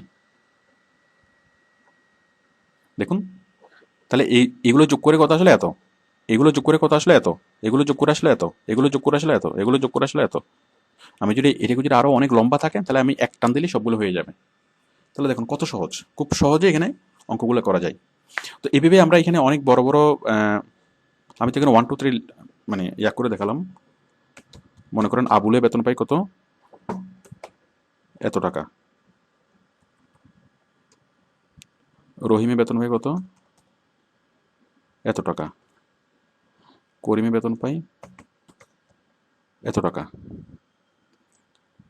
এইভাবে কি করা হয়, বিভিন্ন ধরনের বড় বড় শিটগুলো তৈরি করা হয়। স্যালারি শিট তৈরি করা হয়, ব্যালেন্স শিট তৈরি করা হয়, মানে আমাদের অ্যাকাউন্টিং এর যত ধরনের শিট, অ্যাকাউন্টিং এর সব ধরনের কাজগুলো এই মানে এক্সেলের মাধ্যমে করা যায় এবং খুব সহজ। এক্সেলের কাজগুলো মানে সহজ না, অ্যাকচুয়ালি একটু কঠিন, বাট মানে খুব মজার কাজ। এই যে দেখুন আমরা একটা যোগ করলাম, খুব মজা করে কতগুলো যোগ হয়ে গেল। তো যাই হোক, আপনি যখন এক্সেলের কাজ শিখবেন আপনি সবগুলা শিখতে পারবেন। আমি এখানে আপনাকে এক্সেলের কাজ শেখাচ্ছি না, আমি জাস্ট এক্সেলের সাথে আপনাকে পরিচয় করে দিচ্ছি যে এক্সেল জিনিসটা আসলে কি, অথবা এটা দিয়ে কি কাজ হয়, কি ধরনের কাজ হয়, অথবা হিসাব নিকাশটা এক্সেলে কিভাবে হয়। তো আশা করি আপনি বুঝতে পেরেছেন এক্সেল সম্পর্কে মোটামুটি একটা আইডিয়া হয়েছে। আপাতত এটাই এনাফ। ঠিক এক্সেলে এই কাজটা আমরা করলাম, এই কাজটা আমরা সেভ করবো কিভাবে, আমরা যাবো এই সেভে, ক্লিক করলাম। আমি করবো সেভ করবো কোথায়, সেভ করবো আমি ইতে, ই দেন সেভ, কেটে দিচ্ছি। দেখুন ইতে কিন্তু একটা এক্সেল ফাইল চলে এসছে, মাই কম্পিউটার ই, এই যে দেখুন ইতে, এই যে হচ্ছে এক্সেল। হ্যাঁ এটাই, আমরা ফাইলের নাম দিই নাই এই কারণে এটা, হ্যাঁ এই যে এটাই, আমরা তো কোনো ফাইলের নাম দিই না এই কারণে বুক 1 এসছে। যাই হোক আমি আর একটু দেখাচ্ছি, এখান থেকে খুলবেন। এখন আপনি এক্সেল খোলার জন্য অত দূরে যাওয়ার দরকার নেই, আপনি এখান থেকে জাস্ট এক্সেল লিখবেন। এই যে এক্সেল লিখলেই মাইক্রোসফট এক্সেল চলে আসবে। এক্সেল খুললেন, আপনি কাজ করলেন, কাজ করার পর এগুলোকে সেভ করবেন।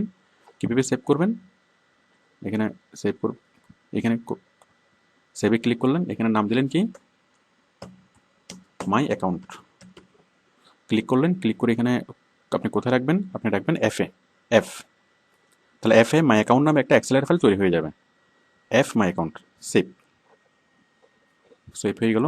এখন আপনি এফ এ যান, এফ এফ এই যে মাই অ্যাকাউন্ট দেখুন তৈরি হয়ে চলে আসলো এক্সেল, এই যে এক্সেলের ফাইলটা চলে আসলো। তাহলে এক্সেলের ফাইলটা একটু দেখাবে, এই যে এক্স লেখা দেখাবে, এটা হচ্ছে এক্সেলের ফাইল এক্স। মাইক্রোসফট ওয়ার্ডের ফাইলটা কীরকম দেখাবে, ডাব্লিউ থাকবে। মাইক্রোসফট ওয়ার্ডের ফাইলটা এটা হচ্ছে মাইক্রোসফট ওয়ার্ডের ফাইল, আমরা আগেরটা দেখেছিলাম, এটা হচ্ছে মাইক্রোসফট এক্সেলের ফাইল, একটু পার্থক্য আছে দেখেন। আবার এটা হচ্ছে পেইন্টের ফাইল, পেইন্ট মানে এক একটা কম্পিউটার ফাইল দেখতে এক এক রকম। আচ্ছা তাহলে এটা হচ্ছে মাইক্রোসফট এক্সেল, আপনার আশা করি একটা বেসিক আইডিয়া হয়েছে। এরপর হচ্ছে মাইক্রোসফট এক্সিস, আমি এগুলো নিয়ে এখন এগুলো আর দেখাবো না, এগুলো নিয়ে জাস্ট আমি বলবো। তাহলে দেখুন এই যে মাইক্রোসফট এক্সেল, মাইক্রোসফট, আচ্ছা এক্সেল দেখলাম, এখন মাইক্রোসফট এক্সিস অনেক বড় বড় বড় হিসাব নিকেশের কাজ করার জন্য, এই ব্যাংকে অথবা অনেক কোনো অফিসে অনেক বড় ধরনের হিসাব নিকেশের কাজ করার জন্য এক্সিসের প্রয়োজন হয়। যাই হোক এক্সিসটা আপনি, এক্সিসের জাস্ট চেহারাটা দেখুন, এই যে চেহারাটা মানে এমএস ওয়ার্ডের মতোই, এমএস ওয়ার্ড এক্সেলের চেহারা যেরকম এক্সেসের চেহারাও একই রকম, তবে ডিফারেন্ট। এখানে আমরা অনেক জটিল ক্যালকুলেশনের কাজ করতে পারি, অনেক বিশাল বিশাল ডাটা নিয়ে আমরা কাজ করতে পারি এক্সেসের মাধ্যমে। যেমন ধরুন বাংলাদেশের প্রত্যেকটা মানুষের বয়স কত, মানে বয়স, ফোন ঠিকানা, ফোন নম্বর, তারপর আরও অন্যান্য তথ্য, মানে আমাদের জাতীয় পরিচয়পত্রের যতজন মানুষ আছে সবগুলো তথ্য কি শুধুমাত্র এক্সিস সফটওয়্যার দিয়ে হিসাব করা সম্ভব। মানে একটা সফটওয়্যার দিয়েই বাংলাদেশের সব মানুষের সকল ধরনের তথ্য ক্যালকুলেশন করা, হিসাব করা, স্টোর করা, প্লাস এগুলোকে যে কোনো সময় অ্যানালাইসিস করা সম্ভব। মনে করেন আপনি বাংলাদেশের সব মানুষের তথ্য আপনি এক্সেসে রাখলেন। এখন আপনি খুব সহজে, এখন আপনি যদি চান যে যারা 60 বছরের উপরে যে বাংলাদেশে কতজন মানুষ আছে, জাস্ট এক্সেসে কয়েকটা ক্লিক করলে আপনি দেখবেন যে 60 বছরের উপরে কারা আছে। আবার যদি আপনি চান যে এই 60 বছরের উপরে যারা আছে কিন্তু পুরুষ কজন আছে, এখানে ক্লিক করলে আপনি দেখবেন সরাসরি আপনাকে মানে লিস্ট আকারে দেখাবে। আবার আপনি যদি চান যে কুমিল্লা জেলায় 60 বছরের উপরে মানুষ কজন আছে, তাহলে এখানে ক্লিক করলে আপনি দেখবেন মানে সবগুলো ডাটা একসাথে থাকবে। আপনার প্রয়োজন অনুসারে যেটা আপনি চান সেটাই আপনি এখান থেকে মানে পাবেন, সেভাবেই পাবেন। মানে অনেক বিশাল ডাটা। এই যে আমরা ব্যাংকে যখন যাই, ব্যাংকে যখন আমরা চেক দিই, চেক দিলে কি হয়, সে জাস্ট আমার চেকের নাম্বারটা দিয়ে আমাকে সার্চ করে আমাকে দেখে আমার অ্যাকাউন্টে কত টাকা আছে, দেন আপনাকে টাকাটা দিয়ে দেয়। সেটাও কিন্তু এক্সিসের মতো একটা সফটওয়্যার। মানে আমরা এই মাইক্রোসফট এক্সিস ব্যাংক যেটা ইউজ করে সেটা কিন্তু এক্সিসের মতো, বাট সেটার নাম মাইক্রোসফট এক্সিস না, ওদের নিজস্ব। বাট এগুলোকে বলা হয় ডাটাবেস ম্যানেজমেন্ট সফটওয়্যার। এই যে কার কত টাকা জমা আছে, কীভাবে জমা আছে, কার এই যে সিগনেচার মেলানো, এই সবগুলো বিষয় কি মানে এক্সেস দিয়ে করা হয়। তো এগুলো হচ্ছে ডাটাবেস ম্যানেজমেন্ট সফটওয়্যার। মানে ডাটাগুলোকে যে সফটওয়্যার দিয়ে ম্যানেজমেন্ট করা হয়, অনেক বিশাল আকারের ডাটাকে এটাকে বলা হয় ডাটাবেস ম্যানেজমেন্ট সফটওয়্যার। তো এই ডাটাবেস ম্যানেজমেন্ট করার জন্য মাইক্রোসফট যে সফটওয়্যারটা তৈরি করেছে সেটার নাম হচ্ছে মাইক্রোসফট এক্সিস। এটা ছাড়া অন্যান্য অনেক কোম্পানি সফটওয়্যার তৈরি করে, তারপর বিভিন্ন ব্যাংক কোম্পানি, বিমা কোম্পানি, ওরা নিজস্ব মানে এরকম ডাটাবেস সফটওয়্যার তৈরি করে। যাই হোক, আপনি আশা করি বুঝতে পেরেছেন। এরপর দেখুন, আমি জাস্ট চেহারাগুলো দেখাবো। মাইক্রোসফট অফিস, তাহলে এক্সেল, এক্সিস, এরপর হচ্ছে power point, Microsoft power point. এটা চেহারাও দেখতে একই রকম। আমরা পাওয়ার পয়েন্ট দিয়ে কী করতে পারবো, আমরা এই মানে যে কোনো ধরনের স্লাইড উপস্থাপন করতে পারবো।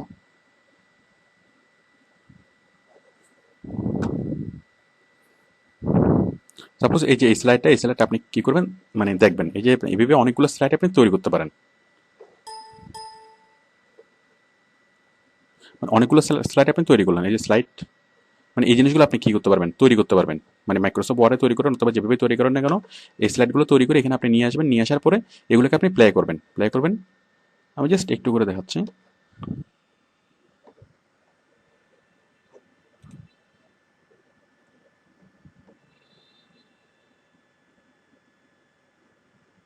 স্লাইড শো থেকে ফ্রম বিগিনিং। দেখুন এই যে একটা করে স্লাইড শো আসবে। আমি যদি ক্লিক করি আরেকটা আসবে, ক্লিক করলে আরেকটা আসবে। ওই বিভিন্ন প্রোগ্রামে যখন আমরা দেখি, বিভিন্ন সেমিনারে মানে স্লাইড শো রিপ্রেজেন্ট করা হয়। আপনি এভাবে স্লাইড তৈরি করতে পারবেন এবং স্লাইডগুলোকে অ্যানিমেট করতে পারবেন। স্লাইডগুলোর সাথে ভিডিও এড করতে পারবেন, অডিও এড করতে পারবেন। মানে অনেকভাবে করতে পারবেন। মানে কোথাও যদি আপনি কোনো কিছু উপস্থাপন করেন, কোনো বক্তৃতা অথবা কোনো অফিসে কোনো প্রেজেন্টেশন অথবা ক্লাসে প্রেজেন্টেশন, সব ধরনের কাজ আপনি স্লাইড শোর মাধ্যমে করতে পারবেন। এটা আসলে সাধারণত অফিসের কাজে খুব একটা প্রয়োজন হয় না, মানে সাধারণ কাজে প্রয়োজন হয় না। যাই হোক, আপনি পাওয়ার পয়েন্ট কি সেটা বুঝলেন। তাহলে আমরা দেখালাম কি, আমরা এর মধ্যে আপনাকে আমি যেটা দেখালাম, মাইক্রোসফট ওয়ার্ড দেখালাম, মাইক্রোসফট এক্সেল দেখালাম, পাওয়ার পয়েন্ট দেখালাম, এক্সেস দেখালাম। এছাড়া আরও যেগুলো আছে এগুলোর সাথে আরও ছোটোখাটো অনেকগুলো প্রোগ্রাম আছে, আপনি এগুলো দেখলেই বুঝবেন। এই যে ইনফোপাথ ডিজাইনার, টুকটাক ডিজাইন করার জন্য, ওয়ান নোট, তারপর মাইক্রোসফট আউটলুক, ইমেল পাঠানোর জন্য আমাদের এইটা দরকার হয় না। আউটলুক দিয়ে আমরা এখন ইমেল পাঠাই না, আমরা জিমেল অথবা ইয়াহু থেকে পাঠাই। পাওয়ার পয়েন্ট দেখালাম। পাবলিশারের আরও মজার বিষয়টা, পাবলিশার আপনি যেটা করতে পারবেন, আপনি ছোটোখাটো অনেক ধরনের ডিজাইন করতে পারবেন। এই যে আমরা ভিজিটিং কার্ড ডিজাইন করি বিভিন্ন প্রেস থেকে, তারপরে অনেক ধরনের ব্রুশিয়ার ডিজাইন করি, অনেক কিছু ডিজাইন করি। বাট আপনি খুব সহজে কি এই যে ব্রুশিয়ার ডিজাইন করতে পারবেন, বিজনেস কার্ড ডিজাইন করতে পারবেন, ক্যালেন্ডার ডিজাইন করতে পারবেন, গ্রিটিং কার্ডস ডিজাইন করতে পারবেন, পোস্ট কার্ড ডিজাইন করতে পারবেন, অনেক কিছু ডিজাইন করতে পারবেন। মনে করেন আপনি এই আপনার ভিজিটিং কার্ড তৈরি করবেন, তাহলে আপনার ওই প্রেস থেকে অত টাকা খরচ করে আপনার ভিজিটিং কার্ড তৈরি করার দরকার নেই। এছাড়া আরও আছে, এই যে advertisement, award, gifted, banner, business forum, অনেক কিছু আছে। আমি জাস্ট ভিজিটিং কার্ডটা দেখাচ্ছি। মানে আমাদের টুকটাক বিজনেসের প্রয়োজনে যত ধরনের প্রকাশনা লাগে, ওই প্রকাশনাগুলো আপনি এখান থেকে তৈরি করতে পারবেন।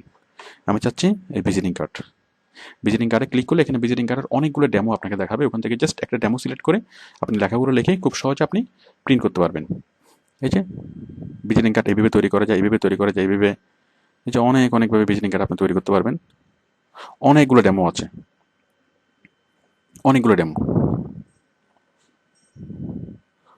মনে করেন আপনি এইরকম একটা ভিজিটিং কার্ড তৈরি করবেন। এই যে ভিজিটিং কার্ড, এই ভিজিটিং কার্ড আমি এটা দেখাচ্ছি। ক্লিক করলাম, ক্লিক করে এখানে যেভাবে আছে ওপেন করছি। এখানে জাস্ট আপনি লেখাগুলো চেঞ্জ করে দেবেন। এই টাইটেল আপনার নিজের মতো করে লিখে দিবেন, আপনার নাম, আপনার টাইটেল, আপনার ঠিকানা, আপনার নিজের মতো করে এই জিনিসগুলো চেঞ্জ করে দিবেন। আপনার প্রতিষ্ঠানের নাম লিখবেন, আপনার বিজনেস কার্ড হয়ে যাবে। আমি দেখাচ্ছি।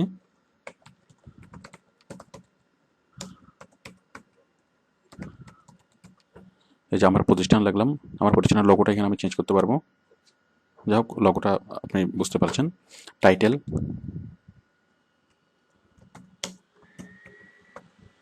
তারপর প্রাইমারি বিজনেস অ্যাড্রেস। যাই হোক, আমি বিজনেস অ্যাড্রেসগুলো লিখতে পারবো। আমার আমার মানে ফোন নাম্বারগুলো লিখতে পারবো, ইমেল অ্যাড্রেস লিখতে পারবো, ওয়েবসাইটের নাম লিখতে পারবো।